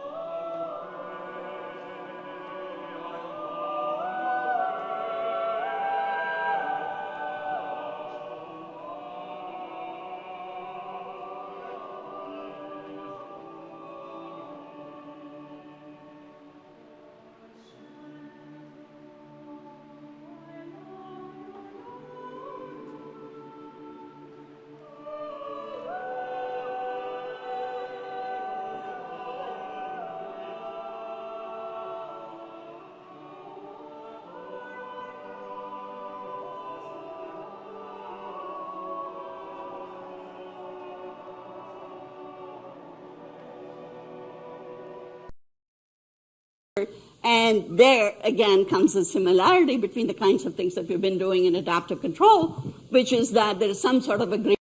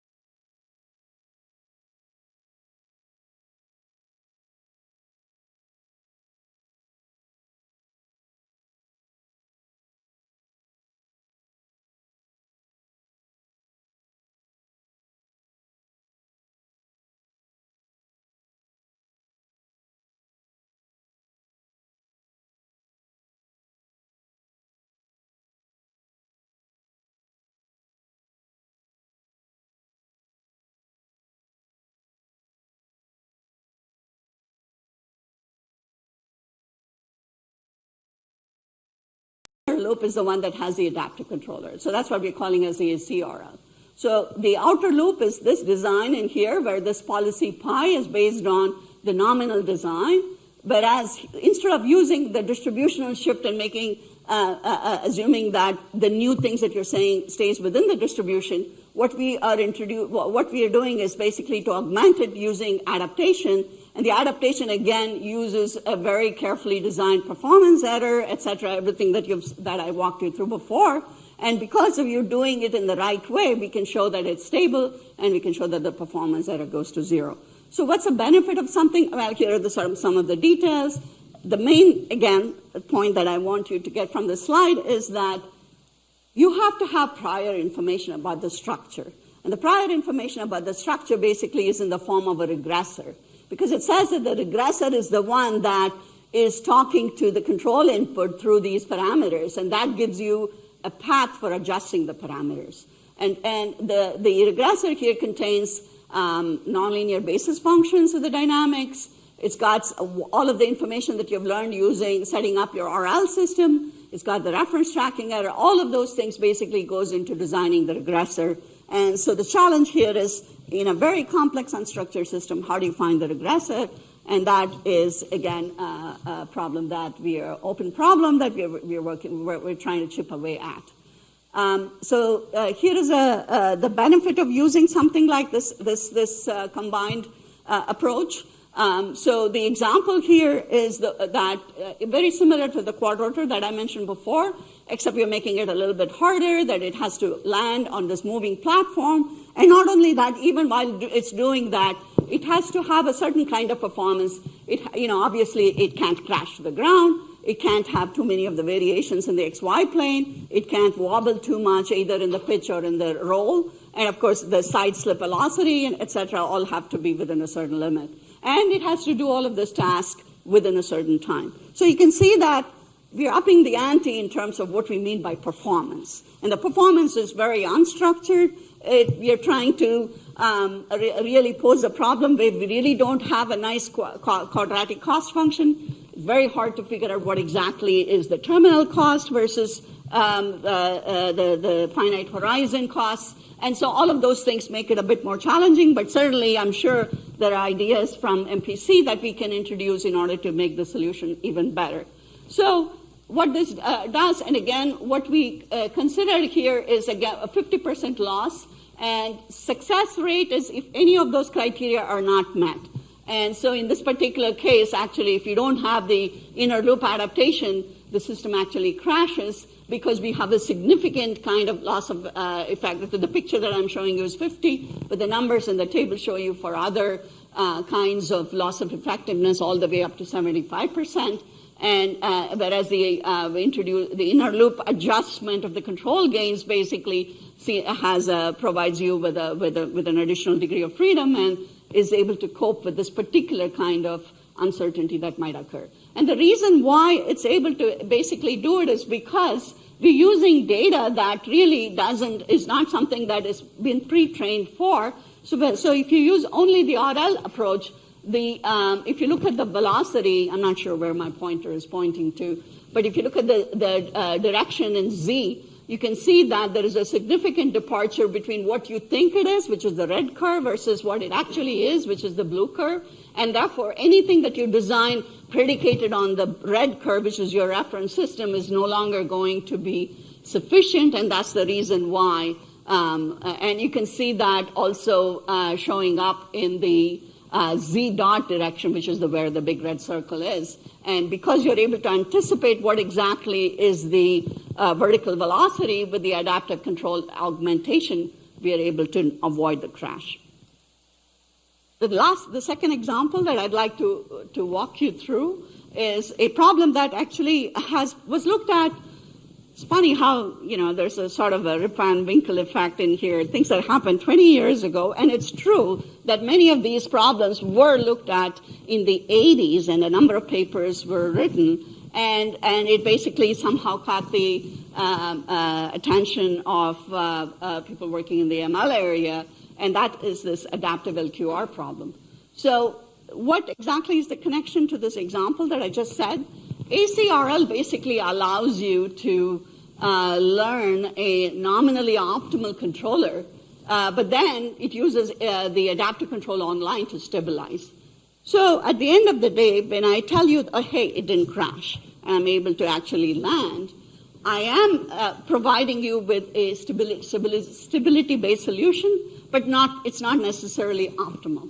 So is there a way in which we adapt, we learn, and then we optimize? And so can we take us through this step with minimal baggage? So we have to do it in that particular order, because if you predicate your design on learning, then you have this persistent excitation baggage, which you may or may not have. And so what we're trying to do in here is basically have a different approach. And again, the problem is in the context of this very simple linear time invariant dynamics and a quadratic cost function. So let me walk you through what we're trying to say in here. So you have the plant, which is a linear dynamics, and of course it's excited by noise. It's sort of very similar to the problem statement that Sarah had yesterday. And you have a controller, and it's based on the LQR design. You have a quadratic cost, and you introduce a certain amount of excitation in order to have the covariance matrix become non-singular. So what do you do? You collect the data from the input and the output, and then you come up with a parameter estimate. And basically, you collect this covariance matrix, and that's your Phi transposed. And you look at this metric V sub t. But you have to collect the data for a while because you need to have full rank. And while you're collecting that data, remember this is an actual physical system. You have a control input. So whatever you have as an initial controller needs to be stabilizing. And if it's not, then you're going to be in trouble. And you've seen many examples so far. A quadrotor is really like an inverted pendulum. Even the propulsion system is, for instance, an unstable system. Hypersonic aircraft have short period modes that are unstable. There are many, many, many physical examples that do have instability, and therefore you do need to get your control gain correct in the beginning. So what this means in here, the initial controller must be stabilizing for you to have data that is well conditioned. Okay. So then we need excitation, right? We need that covariance matrix to be non-singular in order to learn the parameters and stabilize. So these are the properties. So stability relies on excitation. Initial controller must be stabilizing. And there are many variations. I'm combining many of the recent results in this one box. And sometimes if you want to be very exhaustive, then you need to have a very elaborate search. But if you are able to have parameters that are nearby, that are optimistic, then that basically relieves the optimization burden. So you can do all of these things. So, but is there a way in which we can come up with an algorithm that doesn't require any of these things? And I think we have a nice result that allows you to directly leverage adaptive control. And so the idea here is that you take a different approach where the direct adaptive control basically comes up with the adjustment gain without relying on the parameter estimation. And you basically use a recursively squares-based adaptive law to come up with a control gain, and that's the one that goes into the direct adaptive box.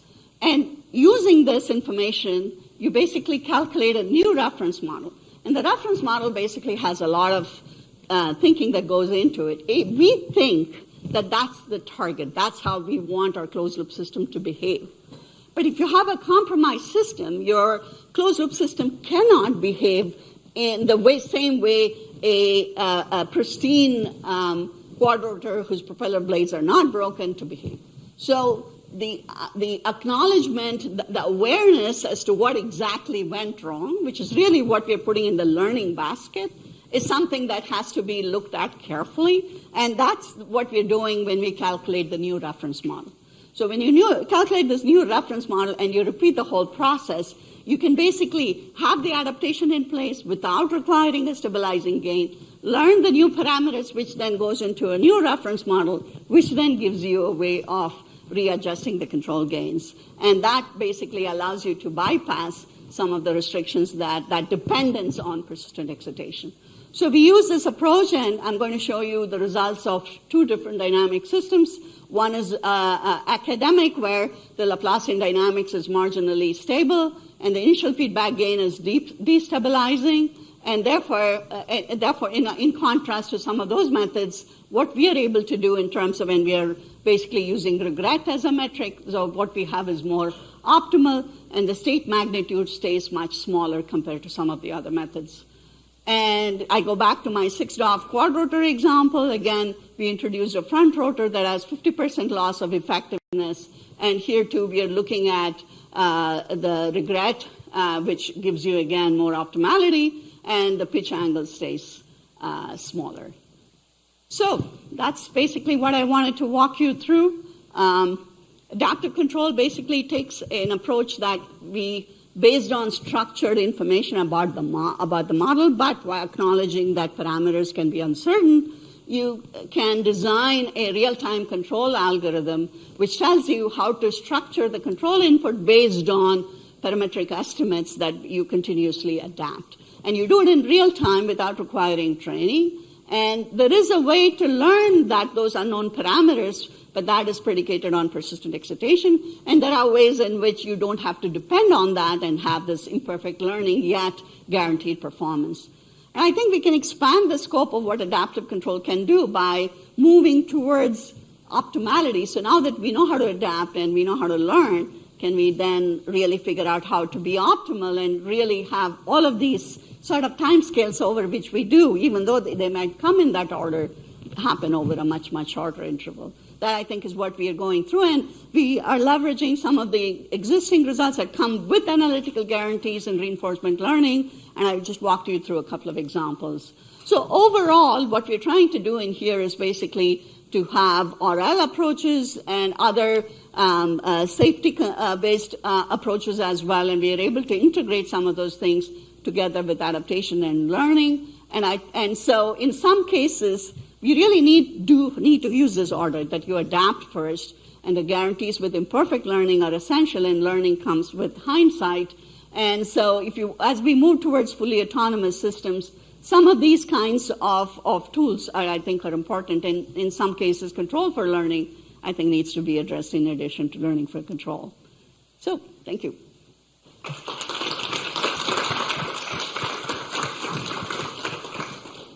Thanks, Anu, for a great talk. So, any question?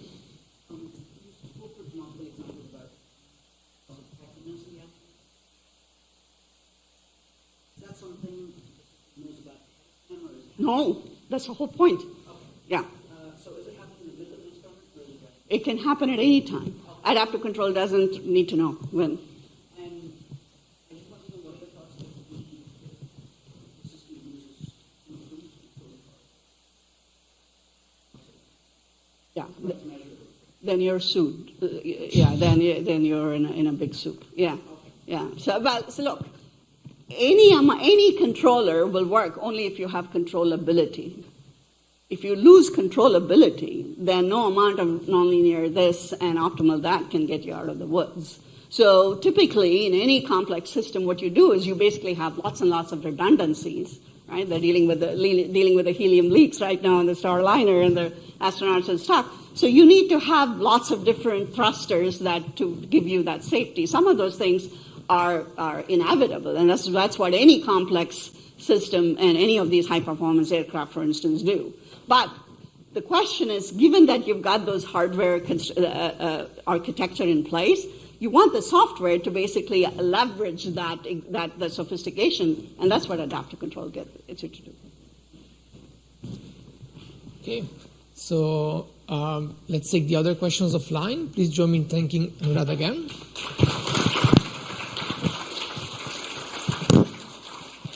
So we will have a short break until 55, and it will be Sanjeev's talk afterwards.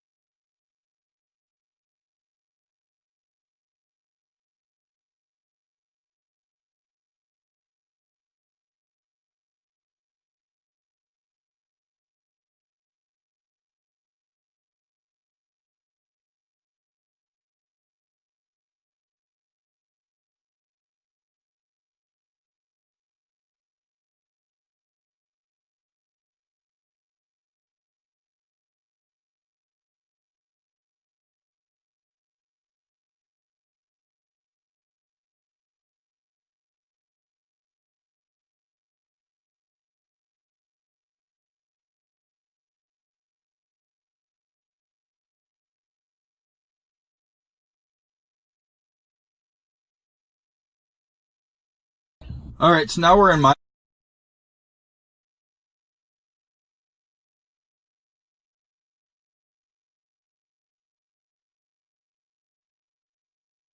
Hey robots, could you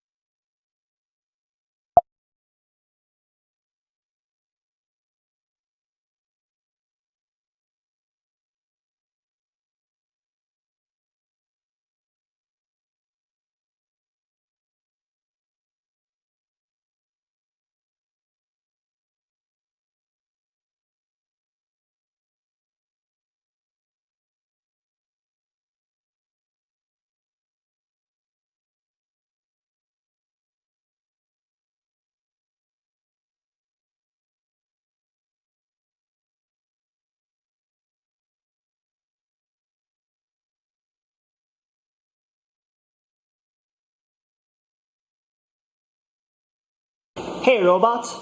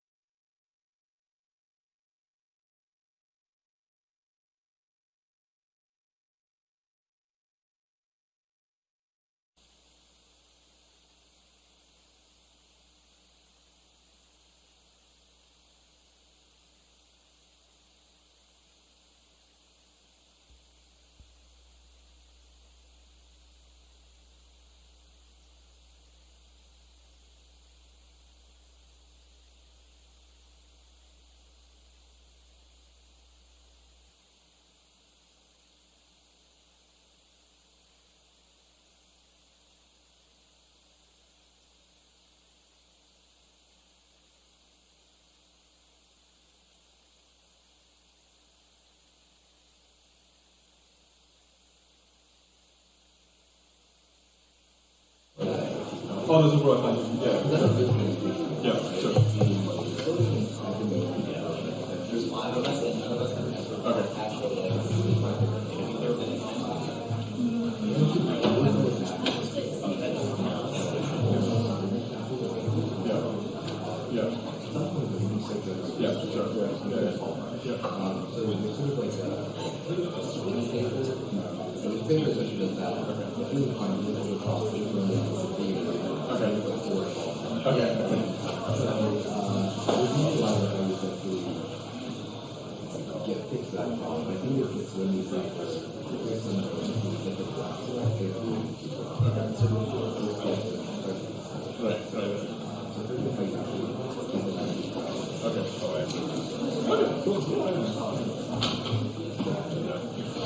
So it's, I guess Andrea is all with both of these slides before? Okay.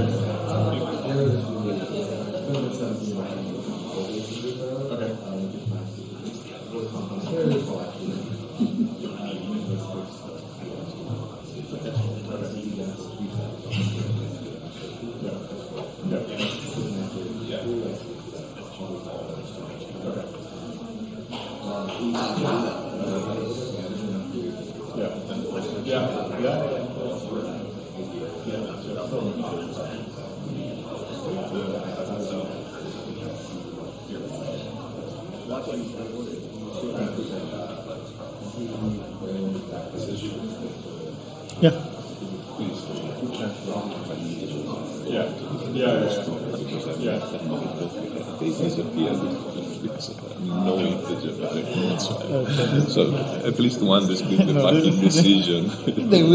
that should be put. Please. This good decision. I know yesterday we did 5. Today is like I really need an integer decision.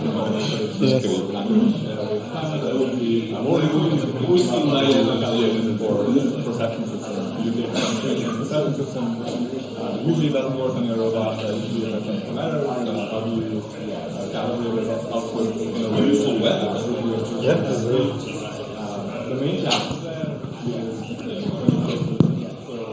take the output of the perception and you take compatible with your planner and the distribution. So I'm similar to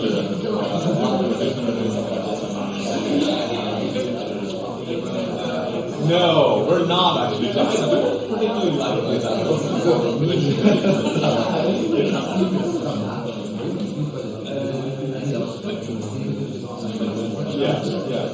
I know. Is it the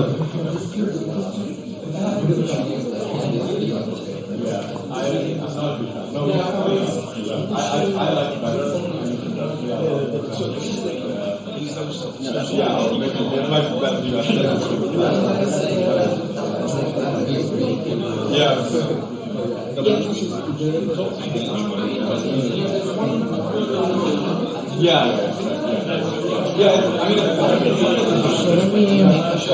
By the way, you cannot draw on this, right? No, I mean you can. I guess the mouse works. Okay, but you cannot draw lines and overwrite, which is fine. It's not important. Not. It's fine. It's not essential. Yeah. I should have asked that before if I wanted to. Just thought about it a minute ago. If you get an iPad, Let's could just, AirPlay with the iPad. no. Let's stick to this. Yes.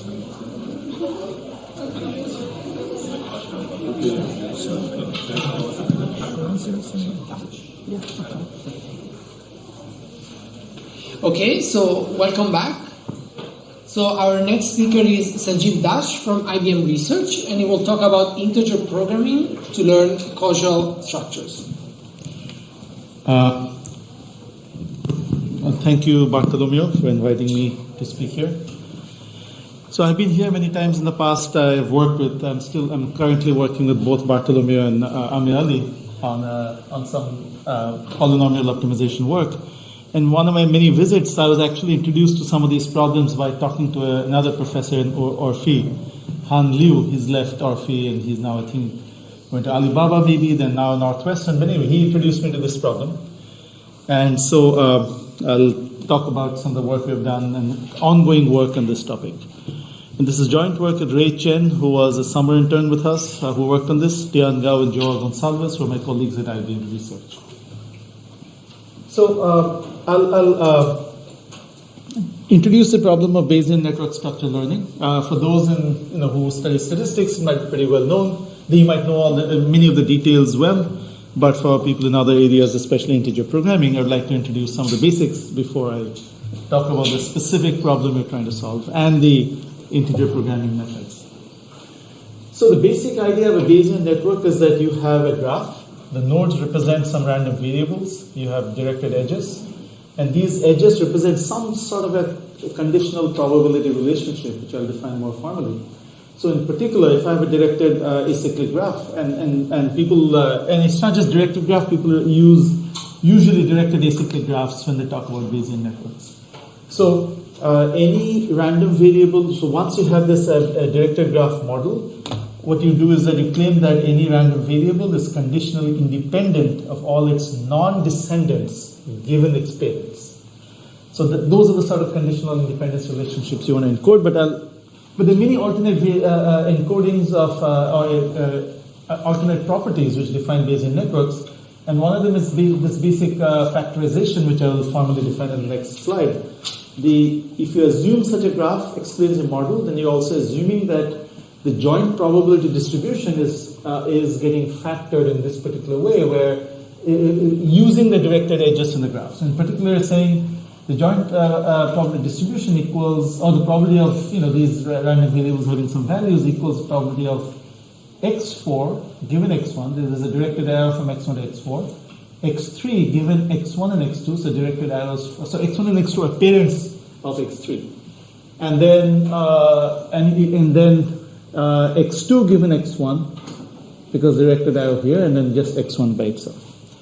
Now, there are a lot of methods to try to find nice Bayesian networks, nice as in they fit the data well. So you're given some data, and I'll explain the form in which I'll assume data is given. And there are many methods to find Bayesian networks which fit the data well, and these are some of the methods I talk about. They try to find an optimal solution, so they're just not trying to do a heuristic fit. These are all methods which try to return an optimal solution, including an integer programming based method, which is one of the state-of-the-art methods for this problem, which is also one of the reasons I got interested in this. I come from a background in discrete optimization and integer programming. So here's a formal definition of the association of the graph with the probability distribution factorization. So if you have random variables x1 to xn, you have a directed acyclic graph defined on a graph with the nodes represented by or labeled by x1 to xn. Then the probability distribution factorizes joint probability distribution in this way. It's a product of conditional distributions where you're taking each node given experience in the graph. And so this is an assumption. So each graph, so the question is, there are many different graphs which can be defined on a collection of nodes. Which one fits the data well? Whenever you take a particular graph, you're essentially creating a model where you're making this assumption that it factorizes this way. So you can think of the graph as encoding this factorization. So let's give a simple example. Suppose I have an example on movie ratings, and you have 4 variables, the era maybe, decade, I should have probably said decades here, so 1930s, 40s, etc., till 2020s, 10 different possible values. So this is a discrete set of random variables. Then you have genre, you have 5 different possible values here, ratings, 1 to 5, viewers rate movies, and then maybe the color, was it a black and white movie or a colored movie?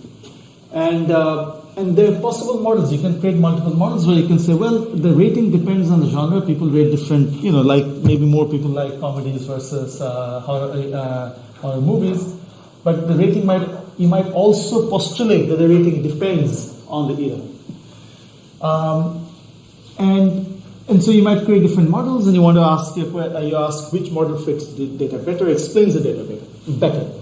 I should say out here that even though I'm talking of arrows, they're not necessarily defining a formal cause-effect relationship. So we're talking of the Bayesian network as encoding conditional probability relationships, not yet cause-effect relationships. And I'll come to that in a slide or two. So, how's the data given? So let's assume that you have a table of data. So you simply, different values of the random variables. Each data point or row represents some values, some assignments to the random variables. And then you try to learn, and maybe from this empirical data, you might calculate some sort of a discrete probability distribution. This row occurs twice, and so you look at all the rows, how many times they occur. You create some sort of an empirical distribution. And now, why would you care about these Bayesian networks? So the reason for caring about these networks is this factorization, the existence of a factorization, allows you to do many things efficiently. The first thing is just encoding the information. So if I were to really encode the joint probability distribution on these 4 random variables, I would need to take all possible values of each of the random variables. So 10 for the first, 5 for the second, 5 for the third, and 2. And then I would get 5. I would need to have 500 distinct values to properly encode this, assuming it was not sparse, assuming the discrete distribution was not sparse. If, on the other hand, I had a factorization like this, well, I need to, for example, if I model 2, PE, just to encode the probability of, the probability distribution of E has only 10 values. I only need 10 distinct values, or to be precise, since the probabilities add up to 1, you can say 9 values. So the last probability value is 1 minus the sum of the rest. But just to be loose, you can say that, this, if I really were trying to encode the distribution or calculate the full distribution for this factorization, I only need to look for about 105 values. And as the graphs grow, there's an exponential gap between the number of values you might, especially if you have a Bayesian model with the in degree bounded, so every node has, let's say, at most 2 or 3 parents, then you need at most 2 to the in degree times the number of nodes, that much data to encode the distribution versus 2 to the n, even if you had a binary distribution. And then people often want to ask questions, given the graph, they'll ask questions, okay, what's the value of, for example, out of all the data, what's the probability that the genre equals war? Or given the rating is high, what's the probability that the movie was actually a war movie? So these sort of questions, inference questions, are facilitated by having sparse representations of the data. Now, one thing I want to mention, why I want to point out that these arrows, at least in the Bayesian networks, do not represent cause-effect relationships. Here's a trivial Bayesian network on 3 random variables, and at least in this model of encoding probability distributions with this definition, this factorization definition, you cannot distinguish between these 2 models. They represent the same model, same set of probabilistic relationships. And therefore, in general, each Bayesian network belongs to an equivalence class. There are many different graphs which actually represent, using the definition of factorization earlier, there are many different graphs which represent the same factorization of the joint probability distribution after some manipulation. So typically when you're looking for the optimal, you're actually looking for the optimal equivalence class rather than a single graph. And that's important. And that's important because in the theory of equivalence classes is well defined. There are algorithms to test for membership in an equivalence class for Bayesian networks, for structures I will talk about later, though that theory is not well defined.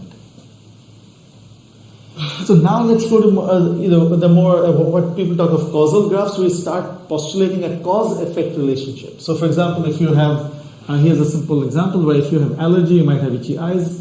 You have a cold, it causes a cough. So these are actual cause-effect relationships. A cold, common cold infection causes a cough, right? So, and here the arrows have more importance than, the direction of the arrows are more important than in the pure Bayesian case. And one common model in causal graphs is what are called structural equation models. Very popular in the social science literature, and especially in psychometrics, psychology, and so on. Vast number of papers where they use structural equation models to model different situations. And it's interesting. A lot of work on this topic was actually done Princeton, not in the university, in the Educational Testing Service based in Princeton, near Princeton or in Princeton. The organization which creates a GRE exam and so on. So they had a lot of initial work on structural equation models because they are analyzing performance of individuals in exams, intelligence, and so on and so forth. So in fact, this software, Listrel, there are two major packages people use in this area. Listrel, this was created by by people working at the Educational Testing Service, and AMOS is another one. So the idea of a structural equation model is you're not just assuming a sort of cause-effect relationship, you're assuming, so there's one particular,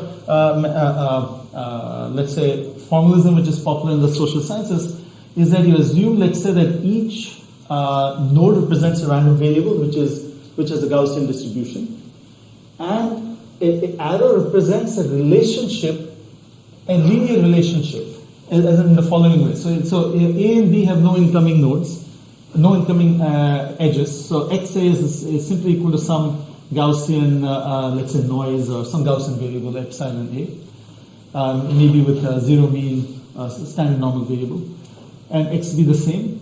XC, however, is being caused by A and E, so you assume that there's a linear relationship with some constant times XA plus some constant times XE, and another noise term. And the same with XT. XT depends on XC and XB, and XE has no parents either. So these structural equation models are very popular, as I said before, and the goal of learning in this case is to learn both the directed edge structure and also these weights. Now the software like Listrel and AMOS, they actually take in an input graph and then they'll try to find these weights and effective the entire distribution. I should mention here that this subset of research where you assume Gaussian Gaussian variables, Gaussian distribution. If you just think through this well, if XE and XA are Gaussian, so is XC. So the whole thing, there's a multivariate Gaussian distribution on these variables. So that's your assumption up front. But then the precise structure of that multivariate distribution is given through these structural equations. How do you create these causal graphs? Here's an example of someone created by hand, Foster Erotis. This was from, this Foster used to work for some large real estate company, now he's in Colombia. He created this by hand where he's trying to sort of create causal graph on when people will need to buy, and so that their realtors will just look at this graph and see if things are changing and then go target someone. Do you want to buy a house? So for example, if somebody here, so there's some death in the family, they might need to downgrade, upgrade, and stuff like that. So this was created more by just thinking through what people need and how different things affect one another. But I'm going to assume in this that we're trying to learn this from data. So there will be some table, and the table could be the movie table I talked about, or some simple abstract table, and they're trying to learn some sort of a structure from the data, assuming. So then the question is, if you're trying to learn a graph from data, you have to figure out whether it fits well, and how do you determine whether it fits well? Unfortunately, there's a large number of different metrics here. So from the Bayesian, from the statistics community, there are a lot of AIC, BIC, Bayesian information criterion, and a bunch of different scoring functions. So given a graph and the data table, they will calculate the score and tell you whether it fits well enough. And from the social sciences community, there are another set of, that's why I put them differently. They came from a different sort of origin, RMR, RMSEA, and so on. I'll explain the RMR in a second because that's very intuitive. The others are a little harder. There's various statistical reasons for choosing these, but we'll focus in our work on BIC, and I'll explain why in a second. And we also use a couple of these metrics just to make sure that our improvements over other codes is not completely a fluke. So the reason why many people look at the BIC score in this area is that BIC score has a nice decomposition. So the score, the BIC score, the big score of a DAG is a sum of scores of what I call the in stars. What is an in star? It's basically any node and the collection of parents of that node, meaning parents for the nodes from which there's a directed edge to that node. So So in this case, the instars this decomposes into 4 instars: x4 with parent x1, x3 with parents x1, x2, x1 with no parents, and x2 with x1. So each of these instars, you can the score, the BIC, the big score of the graph decomposes into the sum of the scores of these instars, and that is directly connected to the fact that Bayesian graph encodes factorization of the probability distribution. So if you think how the Bayesian information criterion score works, you're trying to take that factorized probability distribution, it's a maximum likelihood estimate based scoring function. You take the factored probability distribution, you apply it, so the factor distribution directly targets each node and its parents. So you have a bunch of local distributions, you take the log of that, then you get a sum. So that's the basic reason why big scores decompose into sums of scores of these smaller pieces. So this can be then converted to a search algorithm. So rather than searching through graphs, fully formed graphs, what people do in this area, and certainly the integer programming approaches in this area do, is they start off instead with these so-called instars. They say, okay, I have a 4-node graph. What are possible instars defined on x3? The x3 with parent x2, x3 with parent x2, x1, and so on. So you have n minus 1 to the power n minus 1 possible sets of parents of x3, n minus 1 nodes to the power n minus 1 possible subsets of the n minus 1 nodes, each of them being parents. For each of those, you write down the score.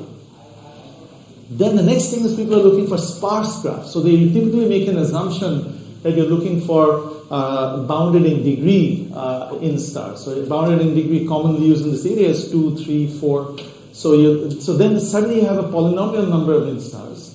You can write down a score. So in other words, what is the big score of this? You're just looking at the data on the 3 variables x1, x2, x3 and seeing if this hypothesis that x3 is caused by x1 and x2 really fits the data well.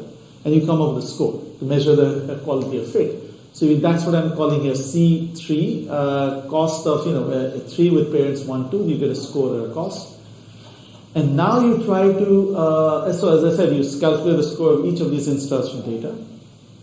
And now you create, so the mixed integer programming approaches for this work in the following way. You enumerate a list of instars. For each instar, you calculate a score. And then you say, I'm going to select a subset of instars such that when I put them together, I do not have a directed cycle. I have an acyclic graph where the sum of the instars is as large as possible. So that's the optimization problem which people solve in this area. And the way to do this, so then the question is, how do you write this down as an integer programming problem? And by the way, the tick marks here simply represent the optimal solution, as in these are part of the optimal graph, and the other instars are discarded by the mixed integer program. So naturally you have one binary variable per instar. And Jay wanted me to talk about binary variables. Here are the binary variables. Decision variables, whether or not you're choosing a binary variable 1 if you choose an instar to be present in your graph, 0 otherwise. What sort of constraints will force an acyclic graph? So let's just look through this set of inequalities. So you don't have to look at all the details of this. I'd rather explain this graphically. Maybe I jumped ahead, but there's a collection of inequalities. The 2 inequalities, what they do is the following. The first one is basically saying each node has to be part of an instar as the child node. So each node must be present in the graph. One instar must be chosen for each node, where the node is the child and it has a bunch of parents. That's all this constraint is saying. This one is more complicated. This is to avoid directed cycles. Basically, what this is saying is that, so there's a lot of work in integer programming on finding graphs on constraints to enforce avoid directed cycles. But this is a little bit more complicated because these variables are on these substructures and not on single edges. So you don't have a variable for an edge, you have a variable for this entire substructure.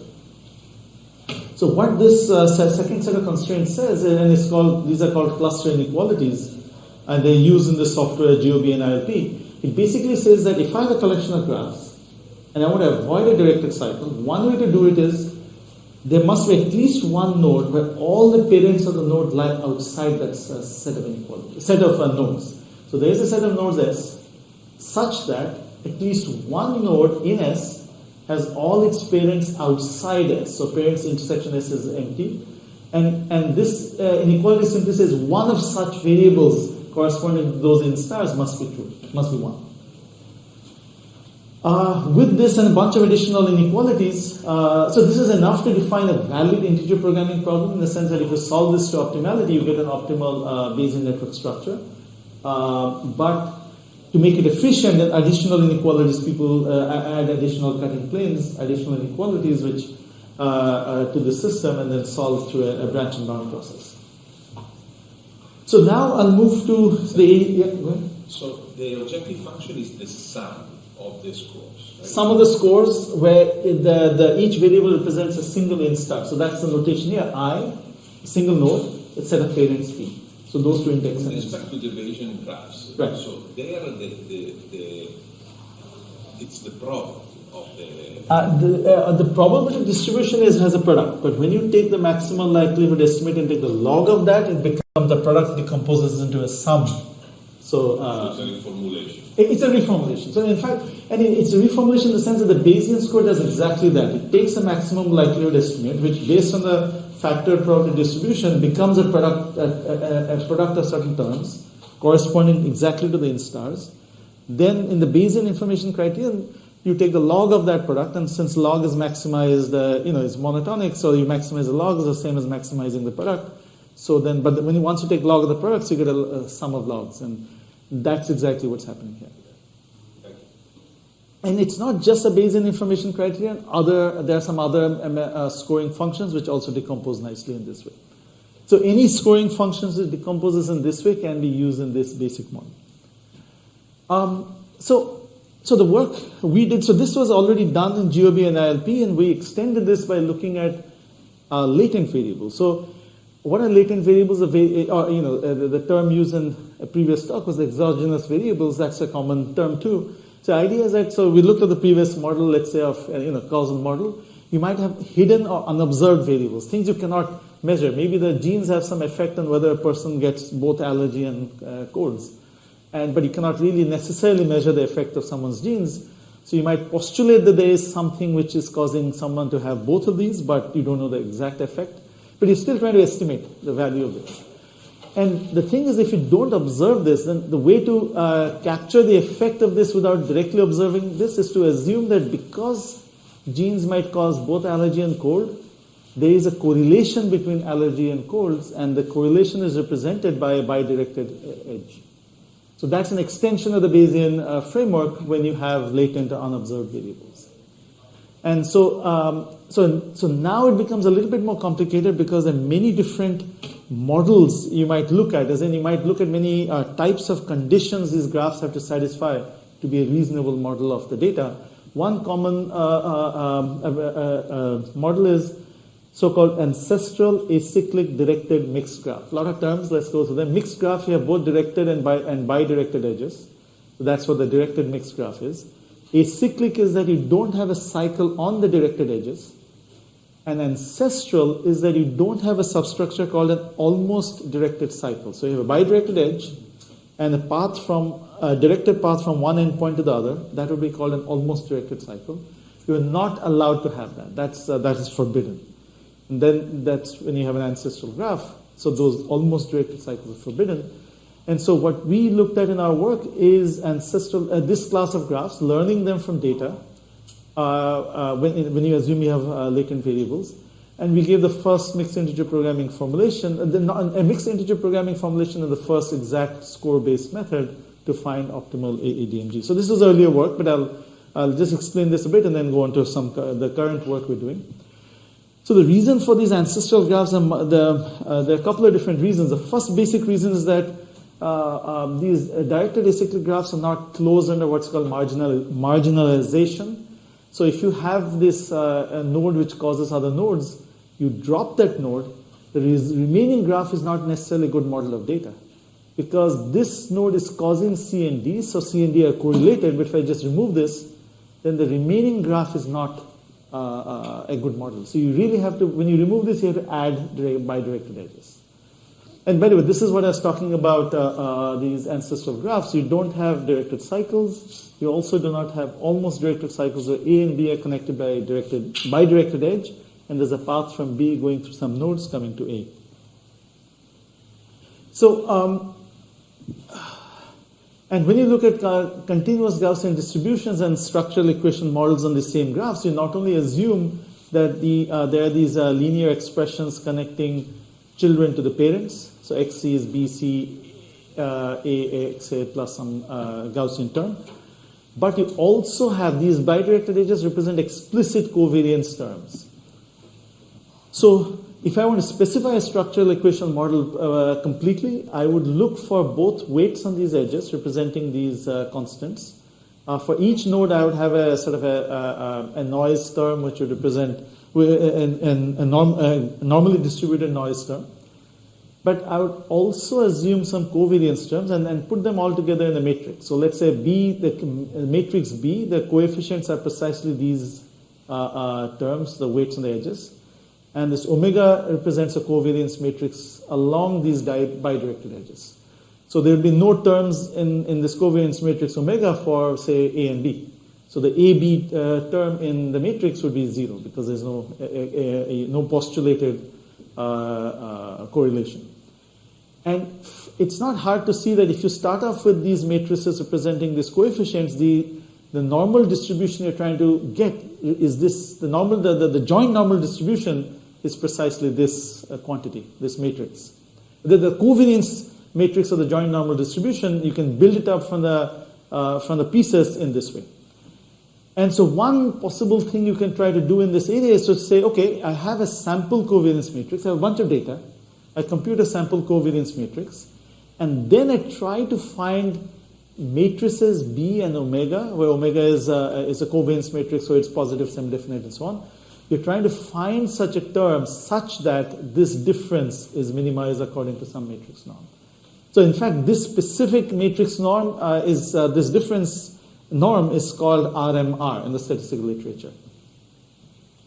But most software don't necessarily look to minimize this. I just pointed out this way to just give an explicit optimization problem you could look for, where let's say even if the structure is given, you're trying to find these matrices B and omega such that this difference is minimized. So in other words, you're trying to create a covariance matrix. So this is a covariance matrix with a joint normal distribution, which is as close to the sample covariance matrix. And now if you want to go further, you not only want to estimate these terms, you want to also decide which edges should be in the model or not. So that's a high-level problem in this area. Which directed edges should be present and which bidirected edges should be present. So as I mentioned before, there are some forbidden substructures when you're looking for graphs in this area. The most basic one was you don't want directed cycles, especially when you're thinking of causal graphs. You want an explanatory model. If A causes B, B causes A. So you instead represent that by a bidirected edge. We already talked about excluding these two classes. So you want graphs so you do not have directed cycles and almost directed cycles. So there's a bidirected edge with a path from one end to the other. A special case of almost directed cycle is Bose, two nodes connected by both bidirected edge and a directed edge. And a more complicated one is what is called they're called arid graphs. They do not have substructures like this. What this substructure is a collection of nodes connected by bidirected edges, such that there's also on that set of nodes a rooted arborescence, a tree-like object with a root and directed edges coming into that root from all the other nodes. So this structure can be disallowed. So these are the different categories of forbidden structures which people try to avoid when they're looking for graphs in this area. And each of them has some statistical reason. So if you have a cycle, you have some problems. If you have an almost direct cycle, you have some other problems. So that's you're trying to exclude them. You're looking for graphs without these. So again, there's a whole bunch of different methods. There's constraint-based methods, which I will not get into, but score-based methods are the category I'm talking about, where you have an explicit function giving a score to a graph. You're trying to find a graph which maximizes that score. Hybrid methods, which combine both score-based methods and the so-called constraint-based methods. constraint-based methods, I said I won't get into it, but just briefly, the idea is you're trying to look at each edge separately and decide whether or not you want to include it. Most score-based and hybrid-based methods are currently greedy or local search algorithms which do not guarantee an optimal solution, which is what we're trying to do in this work. Now the scoring function, you don't have to go through all the details. I put it for reference, but it's a lot more complicated than in the BIC, but I can probably explain it through a graph better. So here's an ancestral graph, no directed cycles, no almost directed cycles. The way you look at this, you first decompose the graph by looking at the components defined with the bidirected edges. So this node, no bidirected edges connected. This 3 nodes connected by these 2 bidirected edges. This one a different one, and so on. You look at these components defined by bidirected edges, connected components. And now for each of these are called districts. For each of these connected components, you look at the parents. So for example, for this one, you have this one parent, so that's the structure here. For this one, no parents. For this blue, you have one parent here. So now I've color-coded the edges in the, the parents of the districts with the same color.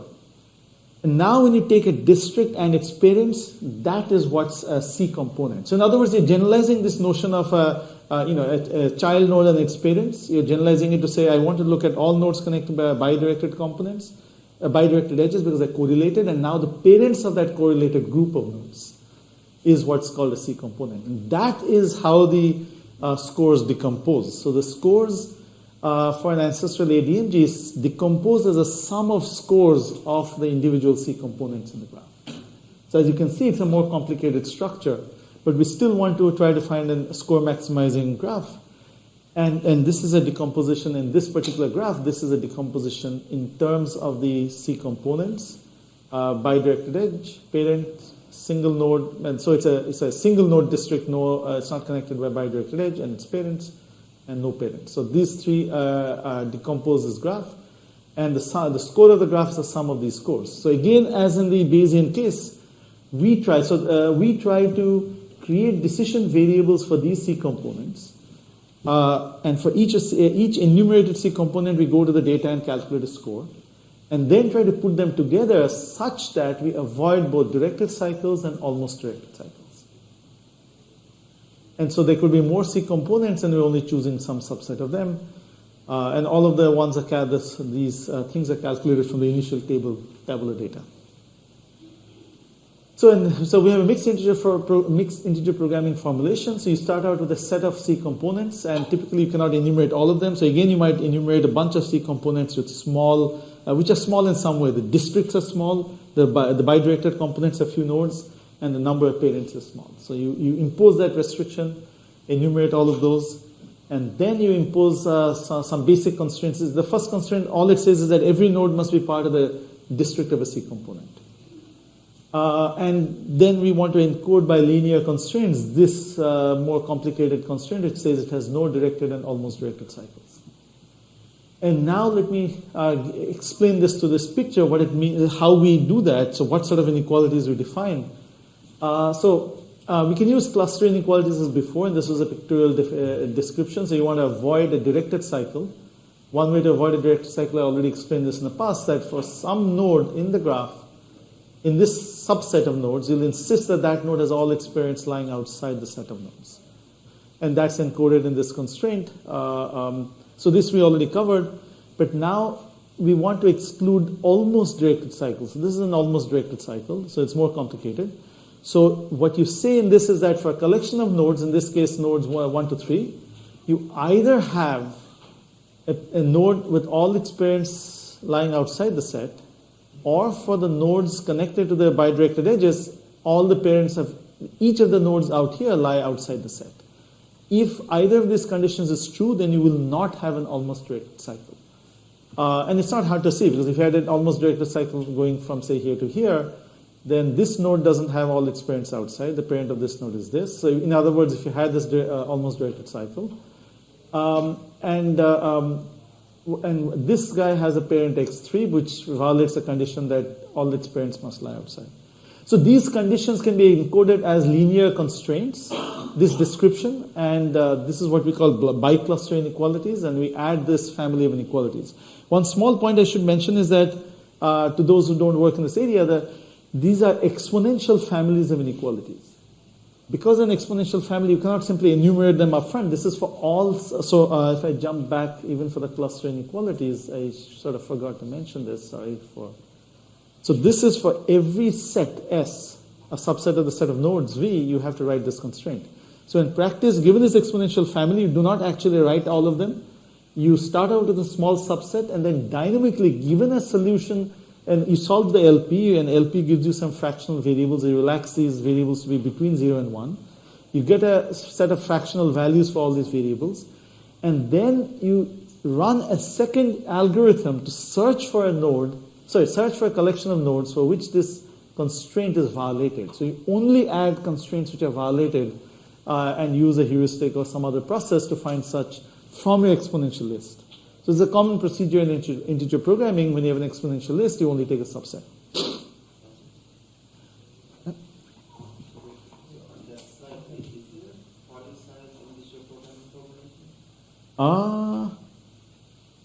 That's a good point. I don't know. It could be. It might be doable for the cluster inequalities. I'm trying to think. Just to put the enforce the constraint, but you don't know that. Right. It's probably doable, but I'm just jumping ahead to the where I showed the picture. You enforce a DAG. I'm not aware of that. Yeah, that's a good question. So just give you some quick summary of some numerical experiments. So this is on the trying to find these ancestral acyclic direct and mixed graphs. Broad limitation, these methods don't necessarily work very well for exact methods for graphs with more than 20 nodes. 15, 20, 25. Way beyond that is hard if you're trying to get these optimal solutions. So we compared with, we looked at 20 node graphs, declared some of the variables to be latent. So remove them, remove the columns in the data, take the remaining data, and now to try to go backwards. And so what we did is we made some assumptions up front. We said, okay, let's look for single node districts, meaning a single child with a bunch of parents, up to 3 parents. And we enumerated 2 node districts. One single bidirected edge and then some parents of the 2 nodes. And we compared with some other codes, a greedy heuristic method, and some exact constraint-based methods. And this is our model, integer programming model. This is the model, our IP model. Just to give you a set of scale of the problem, you start out with roughly 60,000 variables, even after restricting these C components to have these small parent set sizes, district sizes. It's about 60,000, which is not trivial, even for these small graphs. However, there are certain pruning techniques which are known in the literature. You can use them to reduce. Doesn't take too long to do that. And the important part of this root gap is simply saying that when you ignore the integrality conditions, solve the LP, it's very close to the final solution. The value of the LP linear programming relaxation value is very close to the optimal integer value. So that's the percentage gap. So these problems are not too hard for this size. But now we come to the actual metrics which people use, and in this particular area, as I said, you come from the statistics literature. One of the common things you look for is structural Hamming distance. Structural Hamming distance is simply saying there was an original graph that generated my data. I have another graph. I'm trying to see how many edges I need to change in my graph before I can go back to the original graph. How many edges I need to add or subtract or flip in direction to go to the original graph. And lower is better. In this case, this is our code. This is the mean, and this, across the different random instances is a range of performance. Generally lower is better. We do better here. And precision and recall are measuring how well you're getting the actual edges in the graph. Not how many you have to change, but how much of the edges you got back. And higher is better. And in this particular case, we did better than the competing codes. I should mention that we're not necessarily finding, even though we're solving an integer programming problem to optimality, we're not necessarily always getting the true, the generating graph, because the generating graph might have more parents for a particular node than we can enumerate in our process. So that's one limitation. I'll finish in a minute or two. We start around 11. No, 10. So 10:50. So I'll stop in a minute or two and then take questions. So currently, what we're working on is as I mentioned, there's some the statistical assumptions will drive you towards which model you're going to use. Whether you're going to use these ancestral acyclic directed mixed graph, bow-free graphs, added graphs, and many different classes. We studied. What I just talked about was for ancestral acyclic directed mixed graphs. So now we're studying for bow-free graphs. So you're only excluding a bow. How do you find an optimal solution? So again, it's not very hard to write down an integer programming formulation. However, we're working on strengthening that by adding new inequalities, and that's current work. So this is just ongoing. So I have some tables and numbers. And here I want to show a couple of different metrics. So now we're trying to we start out with a graph, generate the weights on the edges, treat that as a structural equation model. That gives a joint probability distribution, a normal distribution. Use that normal distribution to generate data. And from the data, now we're trying to go backwards and see if we can recover the structural equation model. And so this is for example, in this table, what I'm showing is the original score, the big score, averaged across a bunch of instances, and some competing methods. In this particular case, for a bow-free graph, there are no other exact methods. So ours is the first exact method. These GBAP and ABIC are methods which are the heuristics.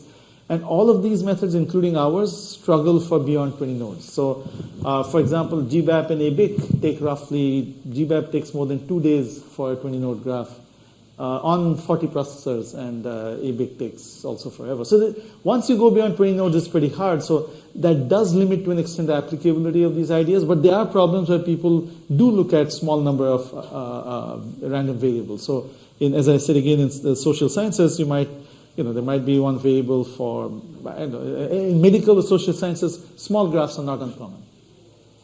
10 to 15 nodes are not uncommon.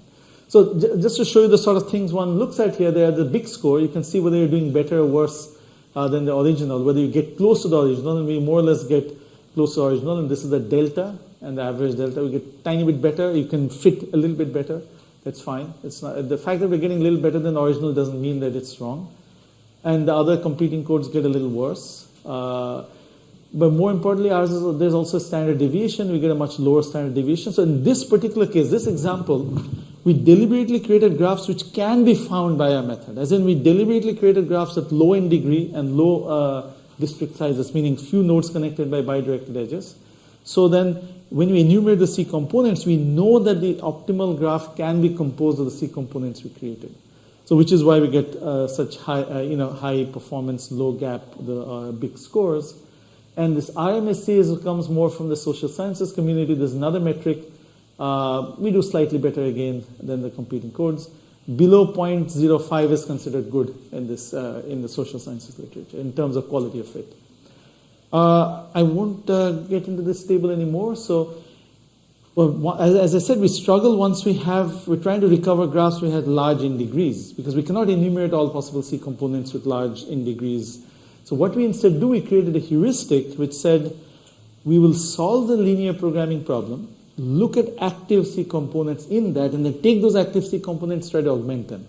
So rather than trying to enumerate all large C components, we only take active ones and in the LP, which LP thinks are important, and look at neighboring C components and throw them into a list, and then resolve the LP again and keep repeating this for some time, and finally go ahead and solve the mixed integer program.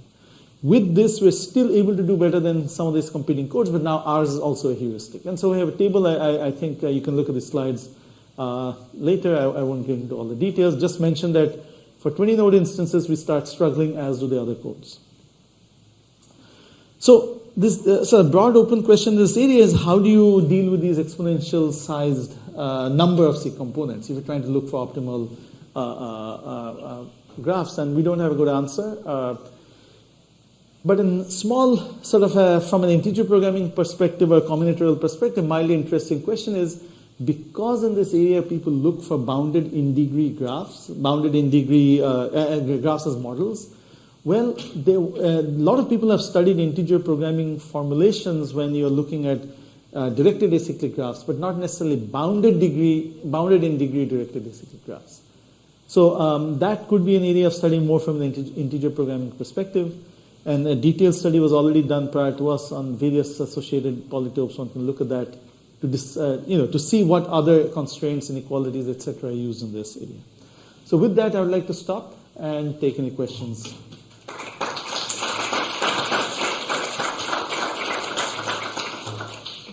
I should mention, by the way, so we have only looked at a couple of different substructures, types of graphs, and many different types of graphs people look at. Another open question I forgot to put down here is, for example, for binary distributions, arbitrary binary distributions, there's some nice theoretical results on how the probability distribution factorizes, but those factorizations are more complex. Writing optimization models for that is much more complex because the factorizations themselves are not as simple as in this case. So depending on the type of, so there are many theoretical results which have not yet been converted into corresponding optimization problems in this area. Okay, thanks. Thanks, Sanjeev. So any questions from the audience? So I have a question regarding the heuristic approach that you mentioned. I was thinking if something's, first of all, the example that you showed are without on the smaller graphs on 20. So the example you showed, they're on much smaller graphs, right? So, yeah, exactly. So the last table that you showed was with this heuristic, or the last year. So I should mention that. So that's why I called it LP. I should have mentioned LPH is LP heuristic. Oh, okay. Sounds good. So my question was about the. Could there be another way to do some sort of consensus approach, or an approach where you divide and conquer a bigger graph into smaller ones of the size that you can handle, and then that could make a lot of sense. I agree that I don't know how that would work, but that's definitely. I mean, there could be edges which are missing, which go across the pieces, but still, if you do the pieces well, that would still be a reasonable approach. Thanks. Okay, so maybe in the interest of time, let's take the other discussions offline, and please join me in thanking Sanjeev again. So, what do I have to do? I don't have to do anything. I think only the mic. Yeah. Okay. Let's grab it.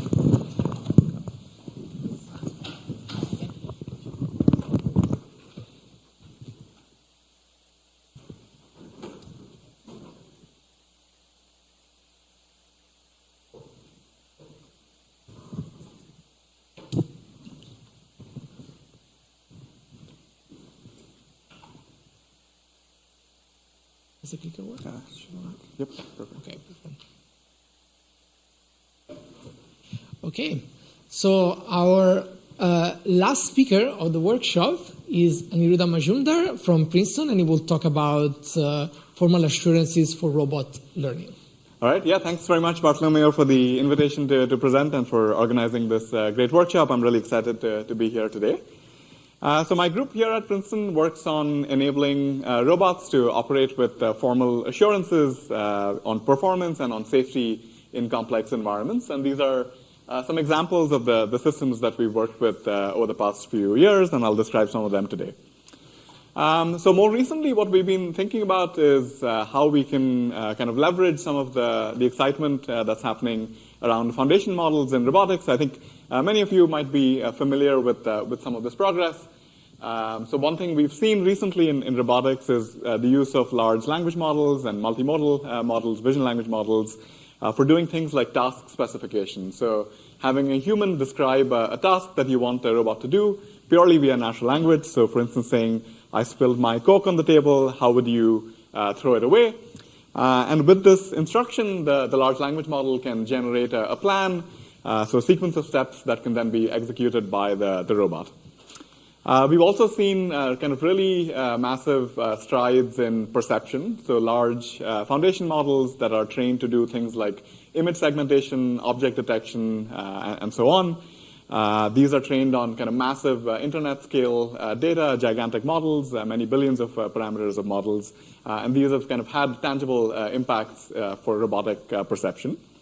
And finally, also in the domain of control, so this video is from the Toyota Research Institute.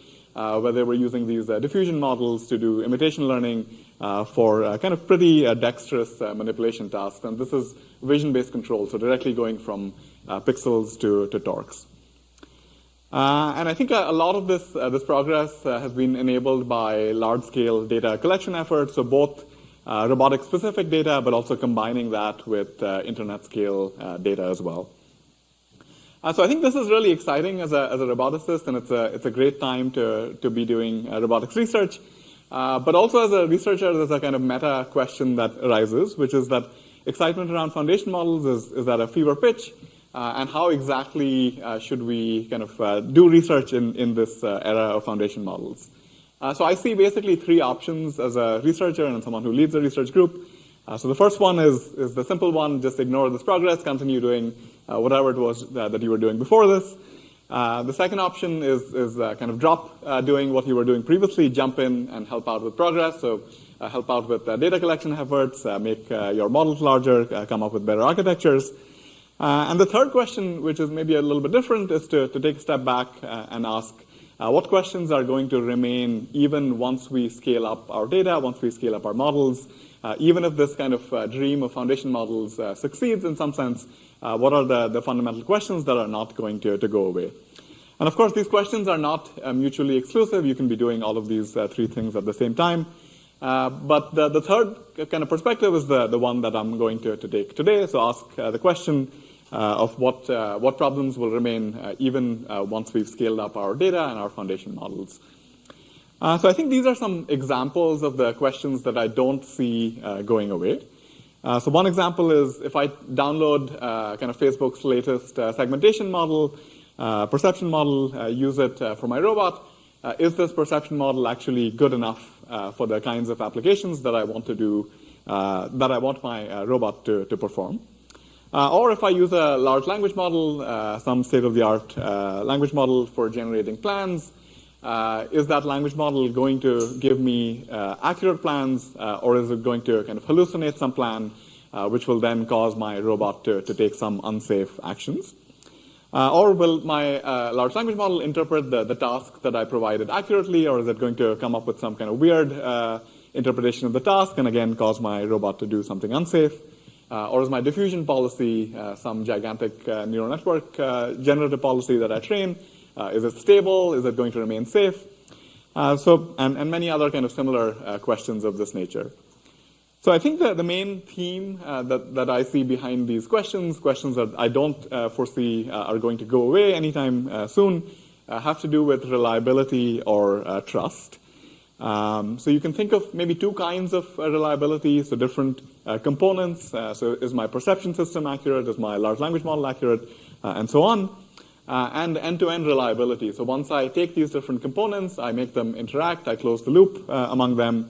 Is my end-to-end system now safe and reliable? And I think the main challenge often arises when we ask these systems that we pre-trained, even on large kind of swaths of internet-scale data, and we kind of deploy them in environments that they were not explicitly trained on, so previously unseen environments. So when we ask these systems to generalize, I think that's when the real challenges come in. And currently we see these challenges play out in real-world, state-of-the-art autonomous systems. So this is a video that I'll show from Tesla's full self-driving system. This is just from a few months ago. So let me just play the video. All right, so now we're in my personal Tesla again on FSD 11.4, and this is the cherry on top. We have a do not enter sign with caution tape and a child walking a dog. So let's see how the car performs. So it goes right through, oh god, it goes right through the caution tape. Okay, it does see them. It does see them. Oh my god, it worked! We went in reverse. We went in reverse, guys. Did we? We stopped and went in reverse. Interesting. But we still hit the kid. Still knocked it over. And wait, it just re-ran over the kid and dog and just is now carrying on. Now just carrying on. That's insane. Wow.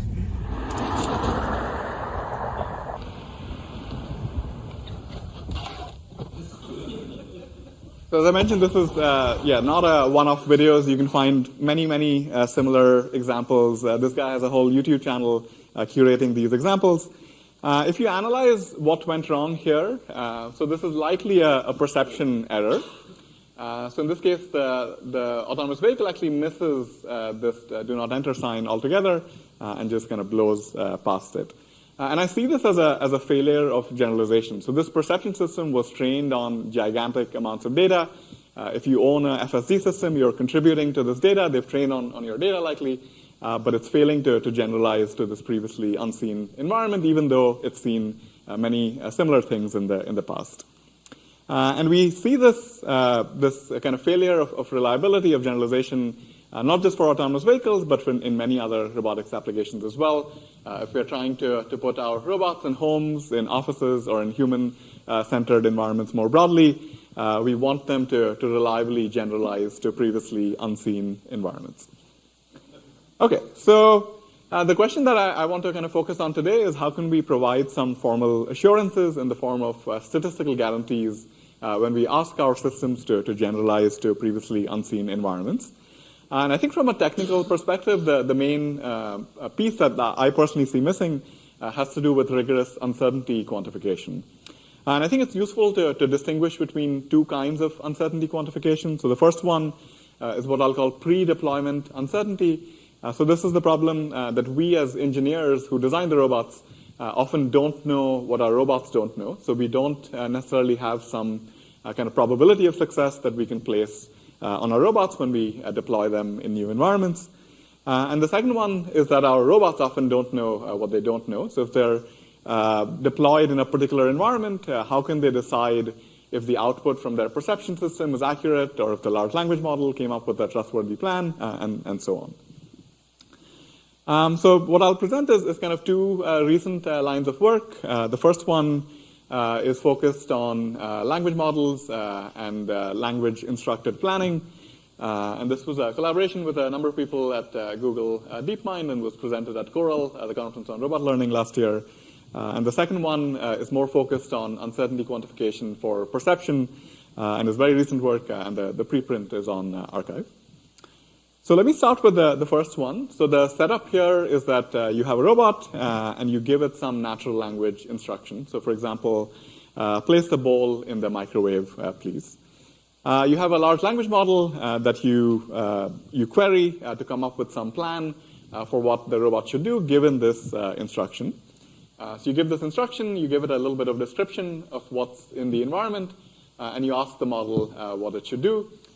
This is GPT 3.5, so it tells you I would pick up the metal bowl, as it's more likely to be able to withstand the heat from the microwave without getting melted or getting damaged. And of course, this is exactly the wrong thing to do. So if you place your metal bowl in a microwave, there's a good chance that you're going to cause a fire.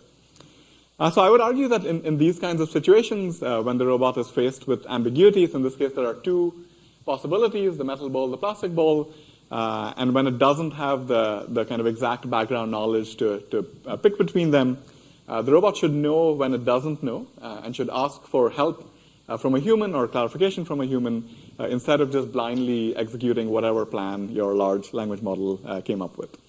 So in this case, the right thing to do would be to ask the human, which bowl did you mean, the metal bowl or the plastic bowl?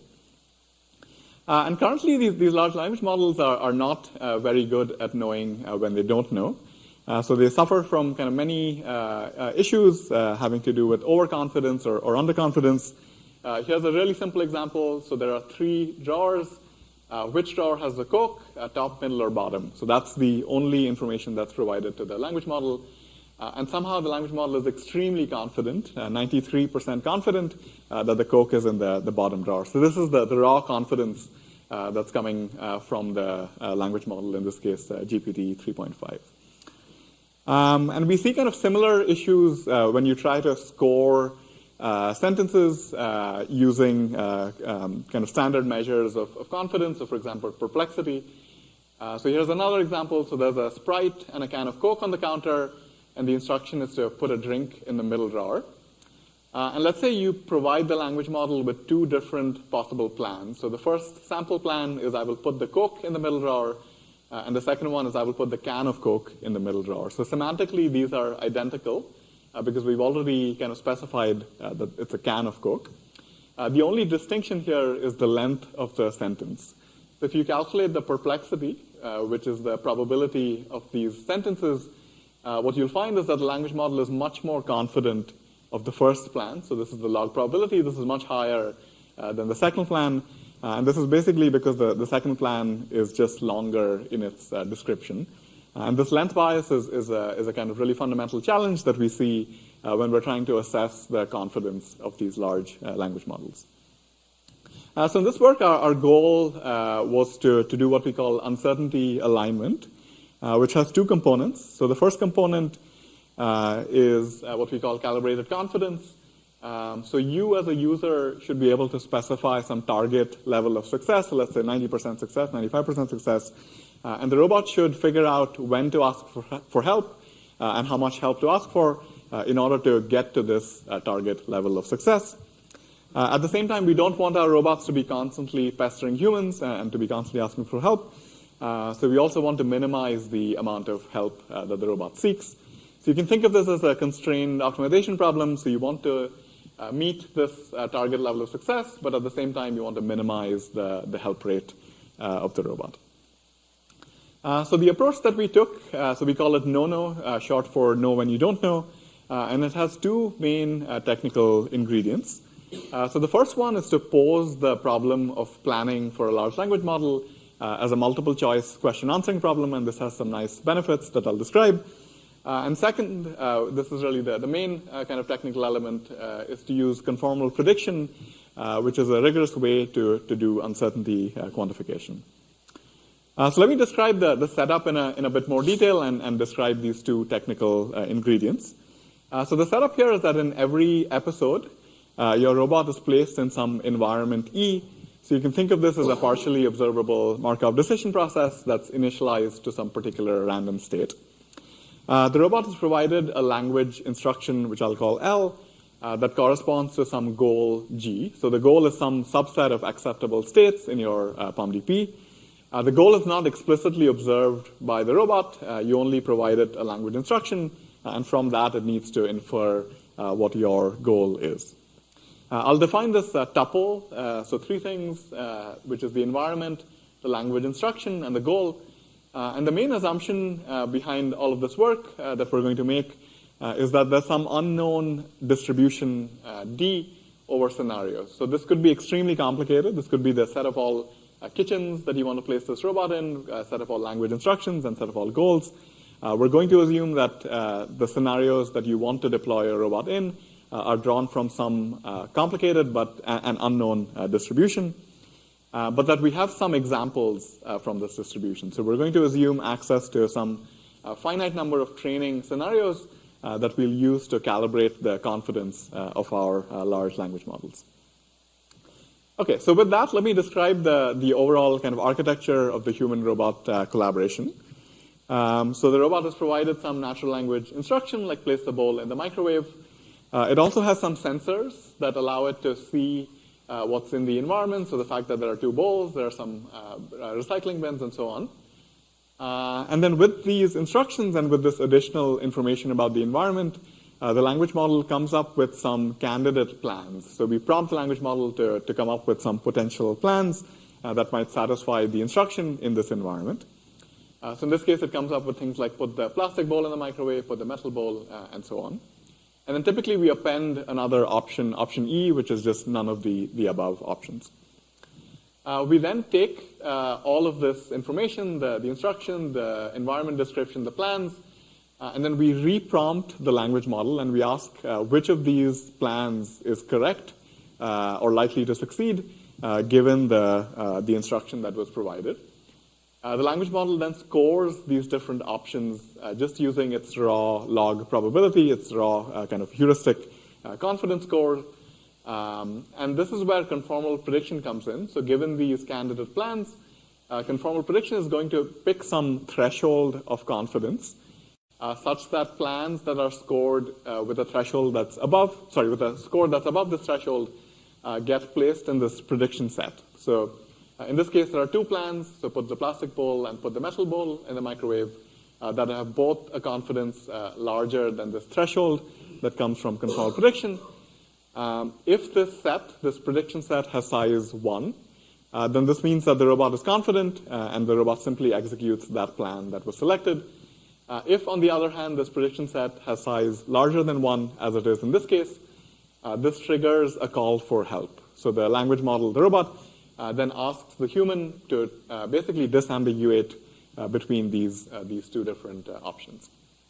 In this case, the question that the robot comes up with is which bowl, plastic or metal. The human says the plastic one. And then we assume that there's some low-level policy that takes this plan that was ultimately selected and converts that into some actual low-level torques that the robot can then execute. This transitions the system into a new state, and then we kind of repeat this process until the episode ends in success or in failure. So that's the overall architecture. So let me now describe or highlight two of the main kind of technical elements here. So one thing that we've done is we've posed the problem of choosing a plan as a multiple choice question answering problem. So we give it the instruction, we ask it to generate some semantically diverse plans, and then we reprompt the language model and ask it which of these options is correct. And what this is doing is it's reducing the problem of next step prediction and planning to next token prediction. So the language model is just trying to predict A, B, C, D, E. So which of these kind of answers, A, B, C, D, E, is correct given all of this prior context.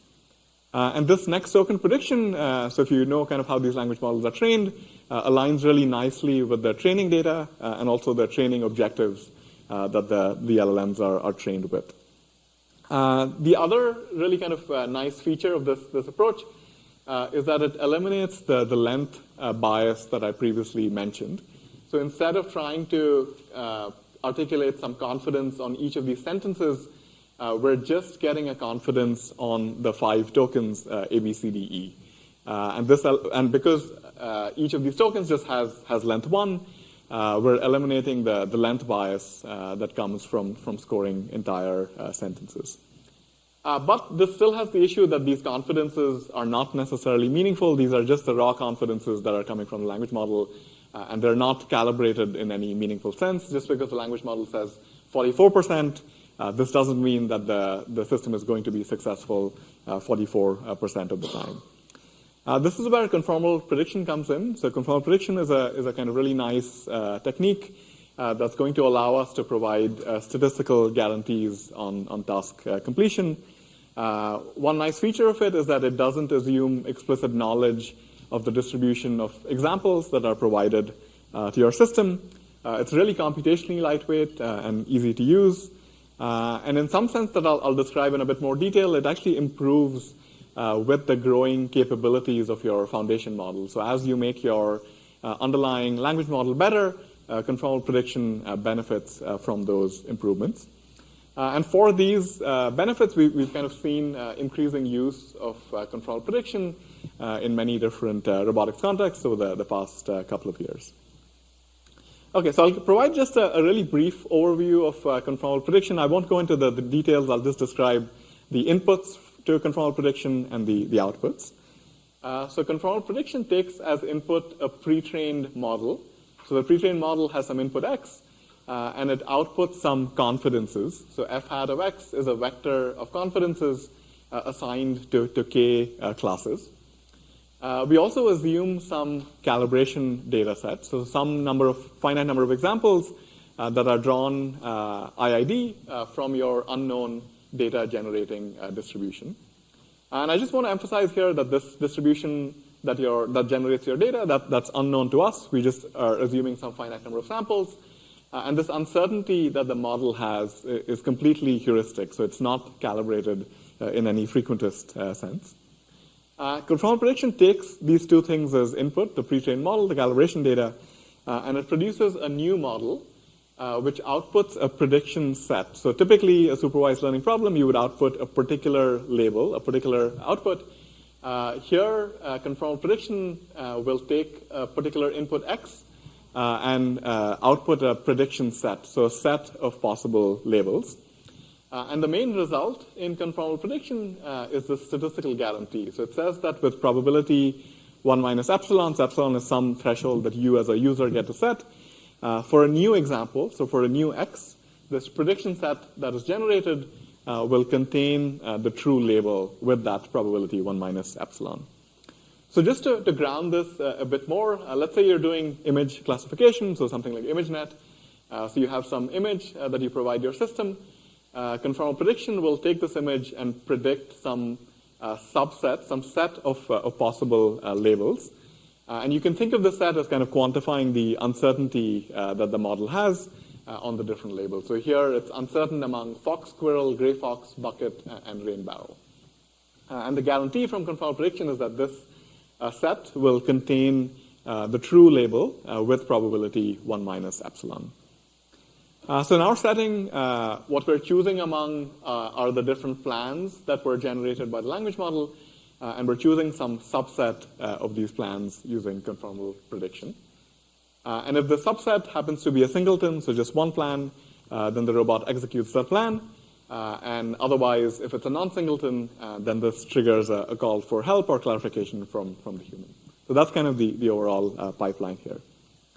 So as I mentioned, conformal prediction has this nice statistical guarantee. So these prediction sets that are generated will cover the true label with high probability, where again, epsilon is some threshold that you as a user get to specify. But of course, just this guarantee is trivial. You can always predict the entire set of labels, some gigantic set of labels. You can say, I'm always uncertain, and this will give you the statistical guarantee. So the other thing that conformal prediction does, or tries to do, is it tries to minimize the average prediction set size. So it tries to make the prediction sets as small as possible on average. So if your f hat, so that's the heuristic notion of uncertainty that your pre-trained model has, if that accurately represents your data generating distribution, then conformal prediction actually exactly minimizes the average prediction set size. In practice, of course, your f hat is not totally accurate. Maybe it's sort of reasonably accurate. And in this case, conformal prediction will approximately minimize the average prediction set sizes. These two properties of conformal prediction directly translate to the two kind of desiderata that I had mentioned. So calibrated confidence comes from this statistical guarantee on coverage, and minimal help comes from the fact that we're minimizing the average prediction set size across different examples. We also have some extensions that we did in our work. So one extension is when you have multiple possible acceptable plans, so there might be different possible things that all lead to success. In this case, you just want your prediction set to contain one acceptable option. That's a relatively straightforward extension.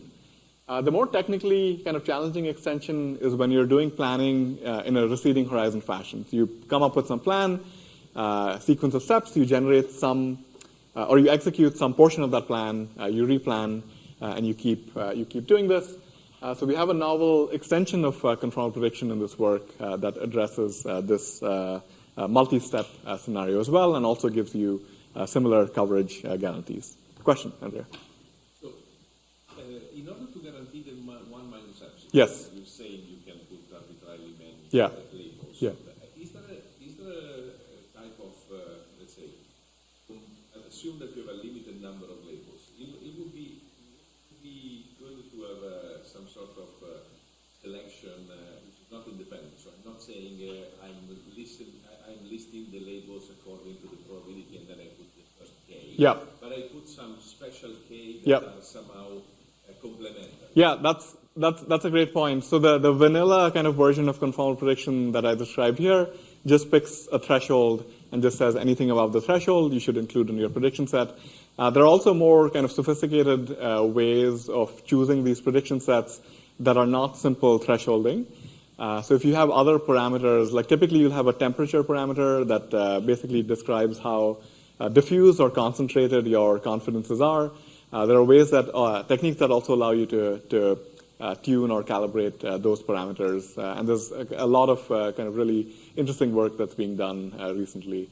So yeah, this version of conformal prediction I think it was 2005 that it was introduced. Over the last 3 or 4 years, there's been lots of extensions and more interests and things that are similar to what you're describing, where you pick subsets that are not just simple thresholding. Yeah. Good. Okay. So let me describe some experiments that we did. So again, this was a collaboration with people at Google DeepMind, and the experiments that I'll present are on their robots. So we did a number of experiments both in simulation and on hardware. So the next slide, I'll describe I'll present the running example that I've been using, which is this kind of bowl in a microwave example. Hey, robot. Could you put the bowl on a small counter in the microwave?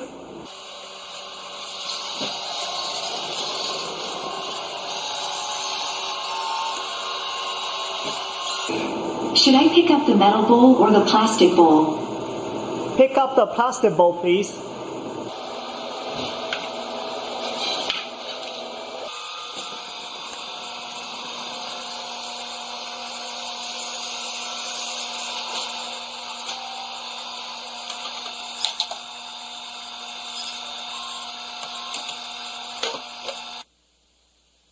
Here's another example. So put the kettle chips in the landfill. So these are two different kinds of chips. So actually here, there's no ambiguity. The prediction set has size 1. The robot simply executes that plan. It puts the kettle chips in the landfill. And these are sped up, I think, 8x, if I remember correctly. Here's another example where there are two kinds of ambiguity. So it says put the soda in the drawer, but we don't specify which soda, we don't specify which drawer. And here the language model asks for clarification on both of these points. So which soda, which drawer, we clarify that, and the robot executes that plan. This one is interesting. So this says there's the kettle chips and Red Bull. I ate it already, can you dispose of it? This is an example of what's known as a Winograd schema. So you, as a human, this is kind of trivial for you. So you can say, or you can reason that it must be referring to kettle chips, because you can eat kettle chips, you cannot eat Red Bull. So when you say dispose of it, you must mean dispose of the kettle chips. And actually the language models these days are good enough to do this kind of common sense reasoning. And so here the LLM actually doesn't ask for help because it's confident in its reasoning. We also did other experiments. So this one is a tabletop rearrangement setup where we place different food items. We simulate a human that has some particular preferences for healthier kinds of foods. And then given those partially revealed preferences, the robot needs to decide if a new food item is going to be preferred by the human or not. And it needs to sort the different items into the different plates. And when it's kind of not sure about a particular food item, it clarifies with the human. Question, yes?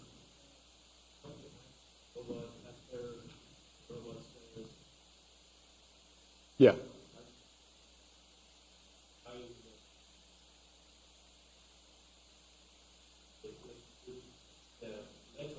Sure.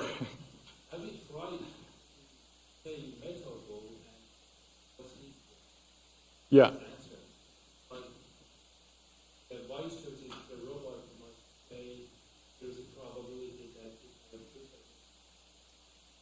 Yeah. Yeah. Yeah, this is a good question. So this depends on the calibration data that you provide. So here we were assuming that we're provided typically it's like a few hundred example scenarios where you say, okay, here is a scenario, this is the correct plan. Here's another scenario, this is the correct plan. And conformal prediction takes that calibration data as input. So if you had some particular preferences for what you wanted the robot to do, you can encode those preferences in that calibration data set. So the language model might say, I shouldn't put a metal bowl in the microwave, or it might say, I should put a metal bowl. Whatever it is, you can kind of encode your own individual preferences in the calibration data set by saying, this is the correct plan given this scenario, this is the correct plan given this scenario. Yeah, I don't know if that makes sense.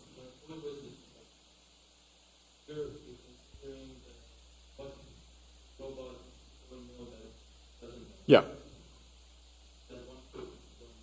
Yeah. Yes. Oh, I see. Okay, yeah. So we're assuming here that the human. Yeah. Yeah. So if the human doesn't know that, then we're in trouble. Yeah. Yeah. Yeah. Yeah.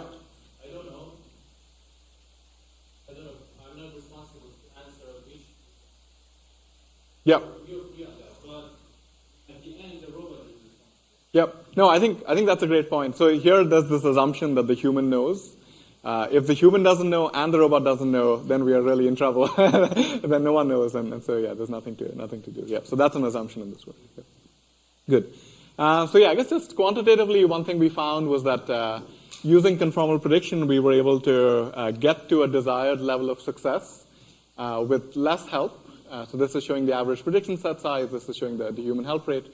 So we can get to some level of success with less help compared to other baseline methods that use more heuristic notions of confidence. Okay, so that's the kind of part about language instructed planning. So in the remaining amount of time, I think there's about maybe 10, 12 minutes or so. 15 minutes, okay, perfect, yeah. So I'll describe some work we've been doing on uncertainty quantification for perception. So often the bottleneck is not necessarily in planning or this kind of language instructed planning. Often the bottlenecks are really at a kind of lower level, having to do with accurate perception. So that's what I want to focus on in the rest of the minutes that I have here. So the setup here is as follows. So let's say you have a robot that has, again, some camera or some sensor observations. In this case, it's a RGBD camera, so color plus depth. And let's say you have some pre-trained model that's been trained on some large data set that does occupancy prediction. So it takes this point cloud and it predicts where obstacles in the environment are. In this case, we're using a model called 3D-ETR. So this is one of the state-of-the-art models from the past couple of years. It's a large transformer-based model that was trained on large amounts of data. If you just take this pre-trained model directly and you ask it to produce bounding boxes, so this is in our lab here at Princeton, it does a reasonable job. So the orange boxes kind of reasonably cover the true ground truth boxes, which are in blue. But you can see that it actually misses some portions of the obstacles due to occlusions and partial observations. And this is something that we see often. So when you read computer vision papers, it looks like computer vision is solved. You can just kind of take their models, put it on your robot. Everything is going to be good. But when you actually place it on your robot, the actual success rates that you get are much lower than you see published in papers. And part of this is due to the sort of unusual viewpoints that robots have, robot sensors have. So the sensor here is much lower to the ground than a human, like collecting data, let's say. And these changes between deployment time and what the robot was trained on, what the perception system was trained on, these can cause significant issues, which can then lead to downstream failures. So the goal with this work was to take some pre-trained perception system and calibrate it, so to modify the outputs from the pre-trained system in a way that gives you a statistical guarantee on correctness. And again, the main recipe is the same as what we had before. You take your pre-trained perception model, you take some calibration environments where you've annotated where the ground truth obstacles are. You use conformal prediction, and you produce a new model that takes the outputs of the pre-trained model and just inflates the bounding boxes, let's say by a little bit. And the guarantee that you get from conformal prediction is the statistical guarantee on coverage.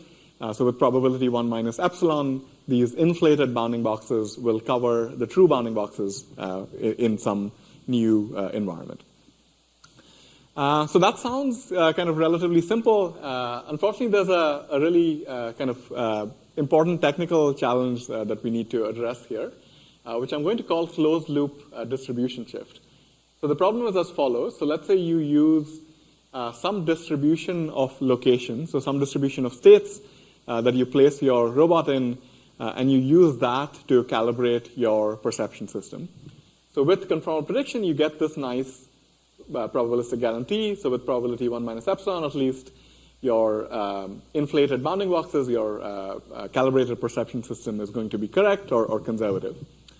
But what happens when you close the loop? So let's say you take the outputs of your calibrated perception system, you feed them in as inputs to your planner, the robot takes some action, it receives some new sensor observation, and you keep doing this.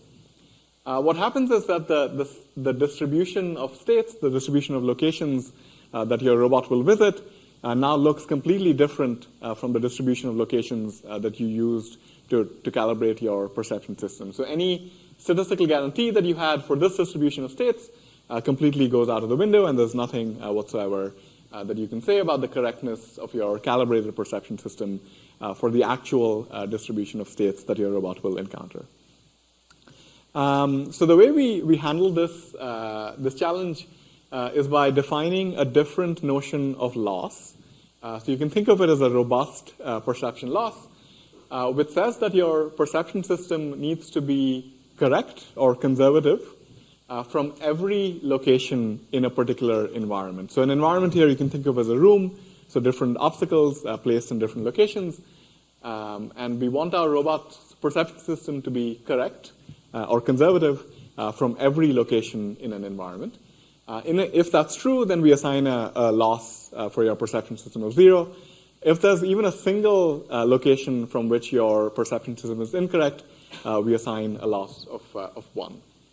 In practice, of course, we don't consider all locations. We have a finite number of locations that we use with a sampling-based motion planner. And then we perform conformal prediction with this robust perception error. And we do this across many different environments. So ultimately, the statistical guarantee that we get is that with high probability over environments, so with probability 1 minus epsilon in a new room, your calibrated perception system is going to be correct from all locations. So it's a robust guarantee across states, but a probabilistic guarantee across new environments. So what this allows us to do is we can take the bounding boxes that are output by our calibrated perception system, and we can then intersect them. So we can aggregate information over time by taking intersections. And we're guaranteed that with high probability in some new environment, these intersected bounding boxes contain the true bounding boxes.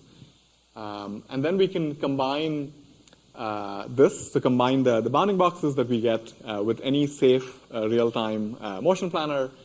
So any method from Jaime's paper, for instance, that guarantees safety, given these estimated bounding boxes, will then allow us to provide an end-to-end guarantee on the safety of the entire system with the perception system with a planner as well. So in practice, we use a particular sampling-based motion planner that takes into account the known free space, the estimated occupied space, and the unknown space as well.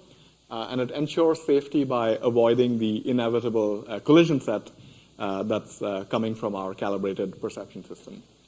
So this kind of combined perception plus planning system gives us the statistical guarantee. So with high probability, we're guaranteed to remain safe in some new environment. So we perform lots of experiments, so 30 different trials in many different scenarios with different chairs placed in random configurations in our lab. And these are showing just a couple of videos, just to give you a sense. So on the right is our method, so PwC, perceived with confidence. This is the conformal prediction-based approach that takes into account closed-loop distribution shift. On the left is a method that doesn't account for distribution shift, and we find that it often leads to collisions. And this is a first-person view. These are the bounding boxes that are coming, inflated bounding boxes coming from our calibrated perception system, and these are the raw videos. And these are the estimated free space estimations that are coming when we aggregate information over time as the robot moves around in a given environment. And across these 30 environments on hardware, so we saw significant reductions in the collision rate compared to this baseline method that also uses conformal prediction but doesn't account for distribution shift. It just gives you a statistical guarantee on the average locations that your robot will encounter. The misdetection rate also significantly goes down. Of course, there's no free lunch, so we give up a little bit of performance. So there's a loss in the percentage of times that we reach the goal, so we act a bit more conservatively. And the path length that our robot follows is also a bit longer than if you were using the baseline method. So that's the price that we pay for this statistically guaranteed safety that comes from conformal prediction. Okay, so just to conclude here, I've presented some work we've been doing on rigorous uncertainty quantification in the context of LLM-based planners, and also doing uncertainty quantification for pre-trained perception models. And I think one really nice feature of these methods is that they provide calibrated uncertainty quantification. So by calibrated, I mean calibrated in a frequentist sense. So this is different from kind of Bayesian uncertainty quantification methods that are not calibrated in a frequentist sense. So by calibrated here, I mean, let's say you say that I'm going to be successful, I'm going to remain safe with 90% probability. If you actually run your robot thousands of times or millions of times, you'll see that your robot is successful with that threshold that you specified. And that's not something that we get with Bayesian techniques. And these are some initial steps. I think there's still a lot more to do, but initial steps towards uncertainty quantification and formal assurances for foundation models in robotics. So if you're interested in learning more about these challenges, so I contributed to a review article that was led by Max Schwager's group on foundation models in robotics, and we outlined some of these challenges and other challenges as well. So feel free to take a look at this paper. And also our two papers that I mentioned today. So the work today was led by Alan Wren. So he's the one who led the work on language instructor planning. And Anushri Dixit, who was a postdoc in our group and recently joined the faculty at UCLA. She led the work on perception errors along with May and Megan. I think that's all I had. So I'll end with the conclusion slide and take any further questions you have. Thanks.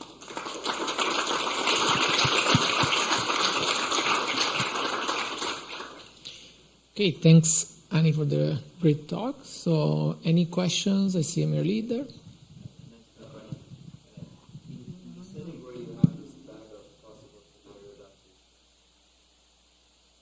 Yeah. Yeah.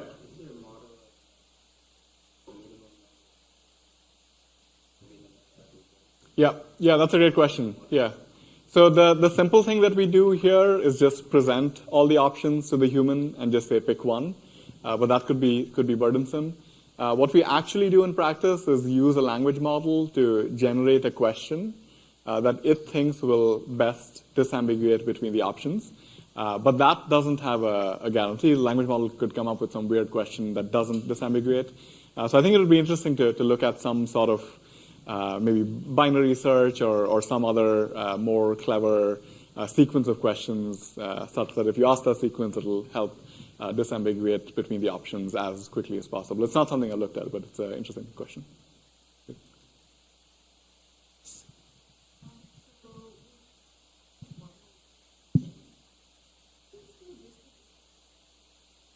Right. So in the first work with the language instructor planning, the distribution is on what I was calling scenarios. So a scenario is an environment, a language instruction, and a goal.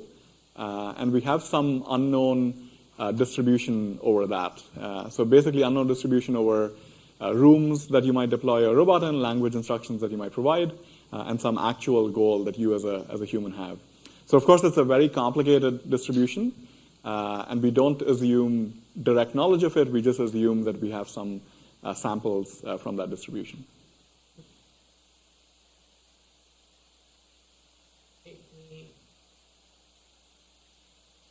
Any more? One last question, maybe? Okay. I had actually a question about so all this prompting, I guess, could be applied also to any other kind of helper system, right? Where you have, I don't know, a company with, I could imagine a flight company that wants to support customers. So I wonder if it is already been used or in different situations that are not necessarily robotics? Yeah, for sure. So there's a lot of work on doing this kind of uncertainty quantification for language models or even multimodal models beyond robotics. So there was a paper maybe from 2 years ago from people at OpenAI where they were looking at how well calibrated or not the confidences are from the language models. People are using it for all kinds of different application systems, recommender systems, social media recommendations, the kind of things that Sarah talked about. This is definitely well beyond robotics. I think there are particular challenges in robotics which have to do with multi-step decision making and this kind of distribution shift that happens when you close the loop. That may or may not arise in other applications, but for sure, this line of work is much broader than just robotics. Yep. Okay, thank you. Right. So,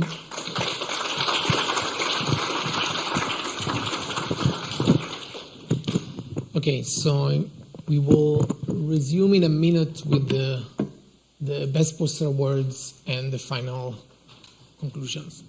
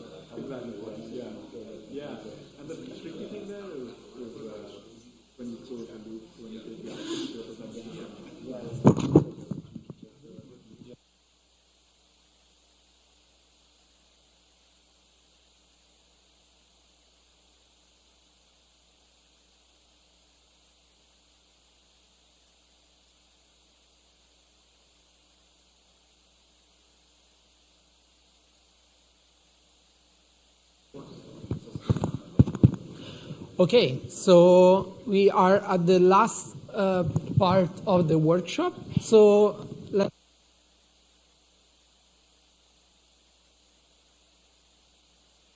acknowledgement to everybody who supported this event. So for the poster awards, let me give you a couple of details of how they were judged. So yesterday we had a poster session of around 50 posters, but we figured out it would have been very hard for the judges to judge 50 posters within just 2 hours. So we asked the poster presenter to submit PDFs before by June 17th, so that the committee had more than a week to carefully go through them. So we received 30 of them, and we selected 2 areas where we evaluate them and give the award. So one is about theory and methods, and the other one is computational applications.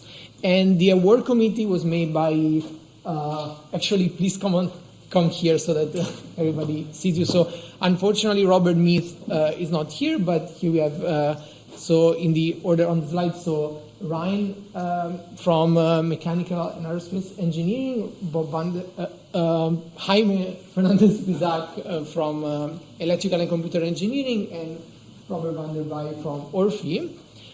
So they evaluated the posters independently over this more than a week time allocated, and then they met afterwards to decide the winners.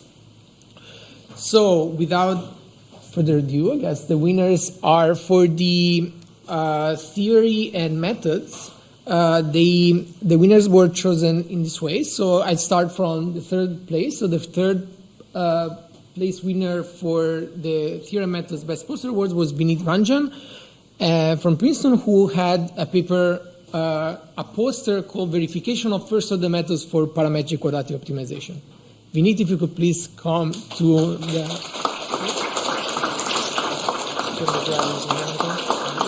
And if there's anyone taking. Okay, actually, can you come maybe close to that? Takes the picture, yeah. So he's here, and maybe okay. Ryan, can you? Yeah, let me take the. Ask him to take the picture with you, maybe. Okay. Okay. Use the phone. Use the phone. You can use the phone. It's fine. Okay. Okay. Thank you. So the second place is Mansi Rankawat from Mila, and the paper is designing min-max algorithms using Lyapunov function approach.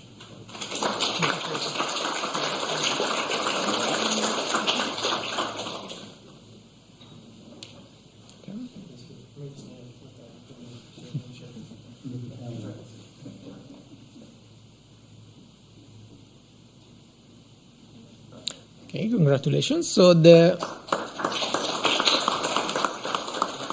first one is Irina Wang from Princeton University for the poster entitled Learning Decision Focused Uncertainty Sets in Robust Optimization.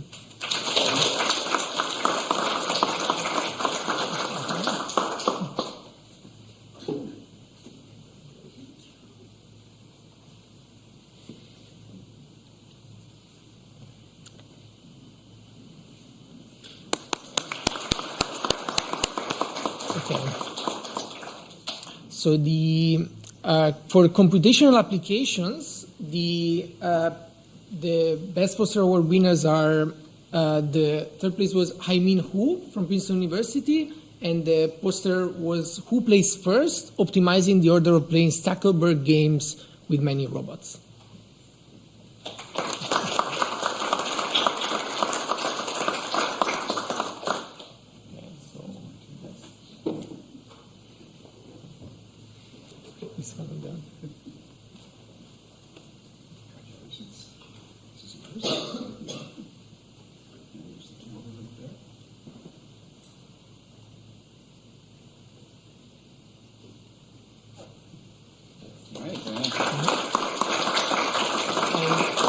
And the second place is by Anjan Lee from Princeton University, and the poster is combining constrained diffusion models and numerical solvers for efficient and robust non-convex trajectory optimization.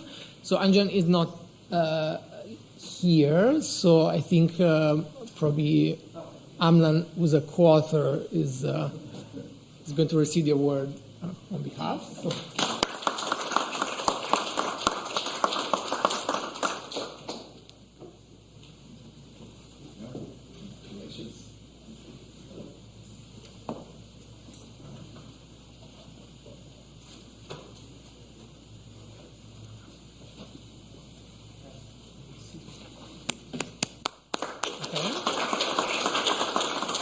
And then the first place for computational applications, the receiver is Paul Hausner from Uppsala University for the poster entitled Neural Incomplete Factorization, Learning Preconditioners for the Conjugate Gradient Method.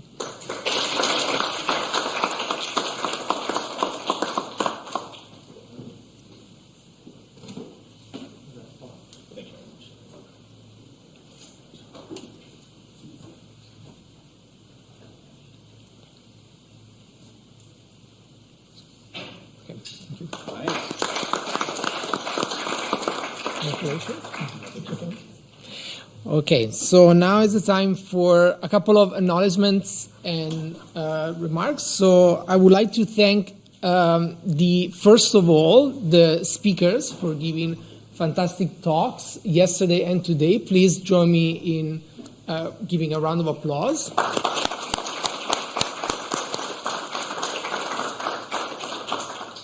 And of course, the sponsors of the workshop, NSF, the Department of Operations Research and Financial Engineering, the Center for Statistics and Machine Learning, the Princeton School of Engineering and Applied Science, and our two industrial sponsors, IBM Research and Gurobi Optimization.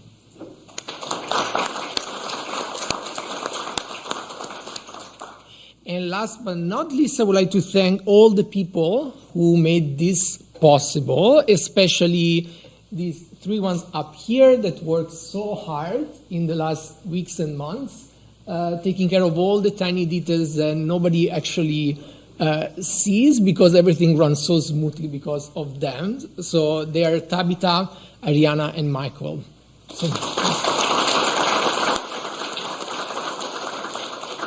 And then, of course, I would like to thank many other people. So let me take a minute to do so. So first of all, also Amir Ali and Peter. So Amir Ali has been discussing with me many details, and I've had several questions about how to handle such an event, and also he had great insights from the Princeton Day of Optimization.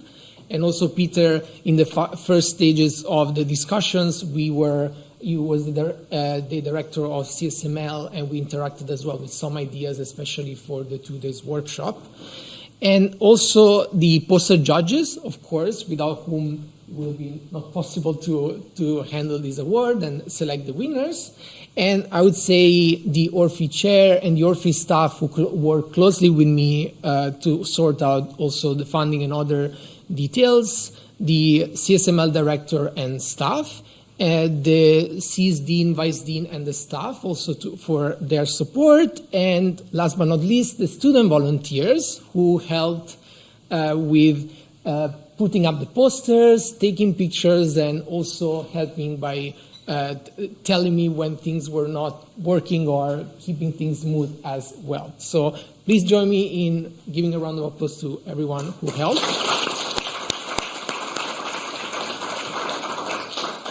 And last thing, as with every workshop, so is not the end. So actually, we have already budgeted for another event in 2026, which will be still here in Princeton in a similar format. So both senior and junior researchers involved, and I hope to see you all here.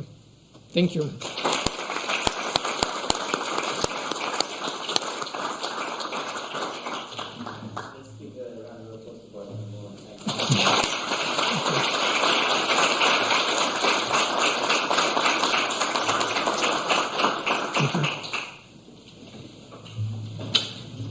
Also, there is grab and go lunch, so don't forget that. Okay. Thank you. Thank you. Yeah, well done. Thank you. No, there was. Thank you for the help. It was impressive. I thought you put all those names up, and I thought I was going to give you a lot more than credit, and then you started. No, I'm just kidding. You did a great job. Thank you. One more question. The camera that we used on 2 days. Yeah, I know. But I gave you.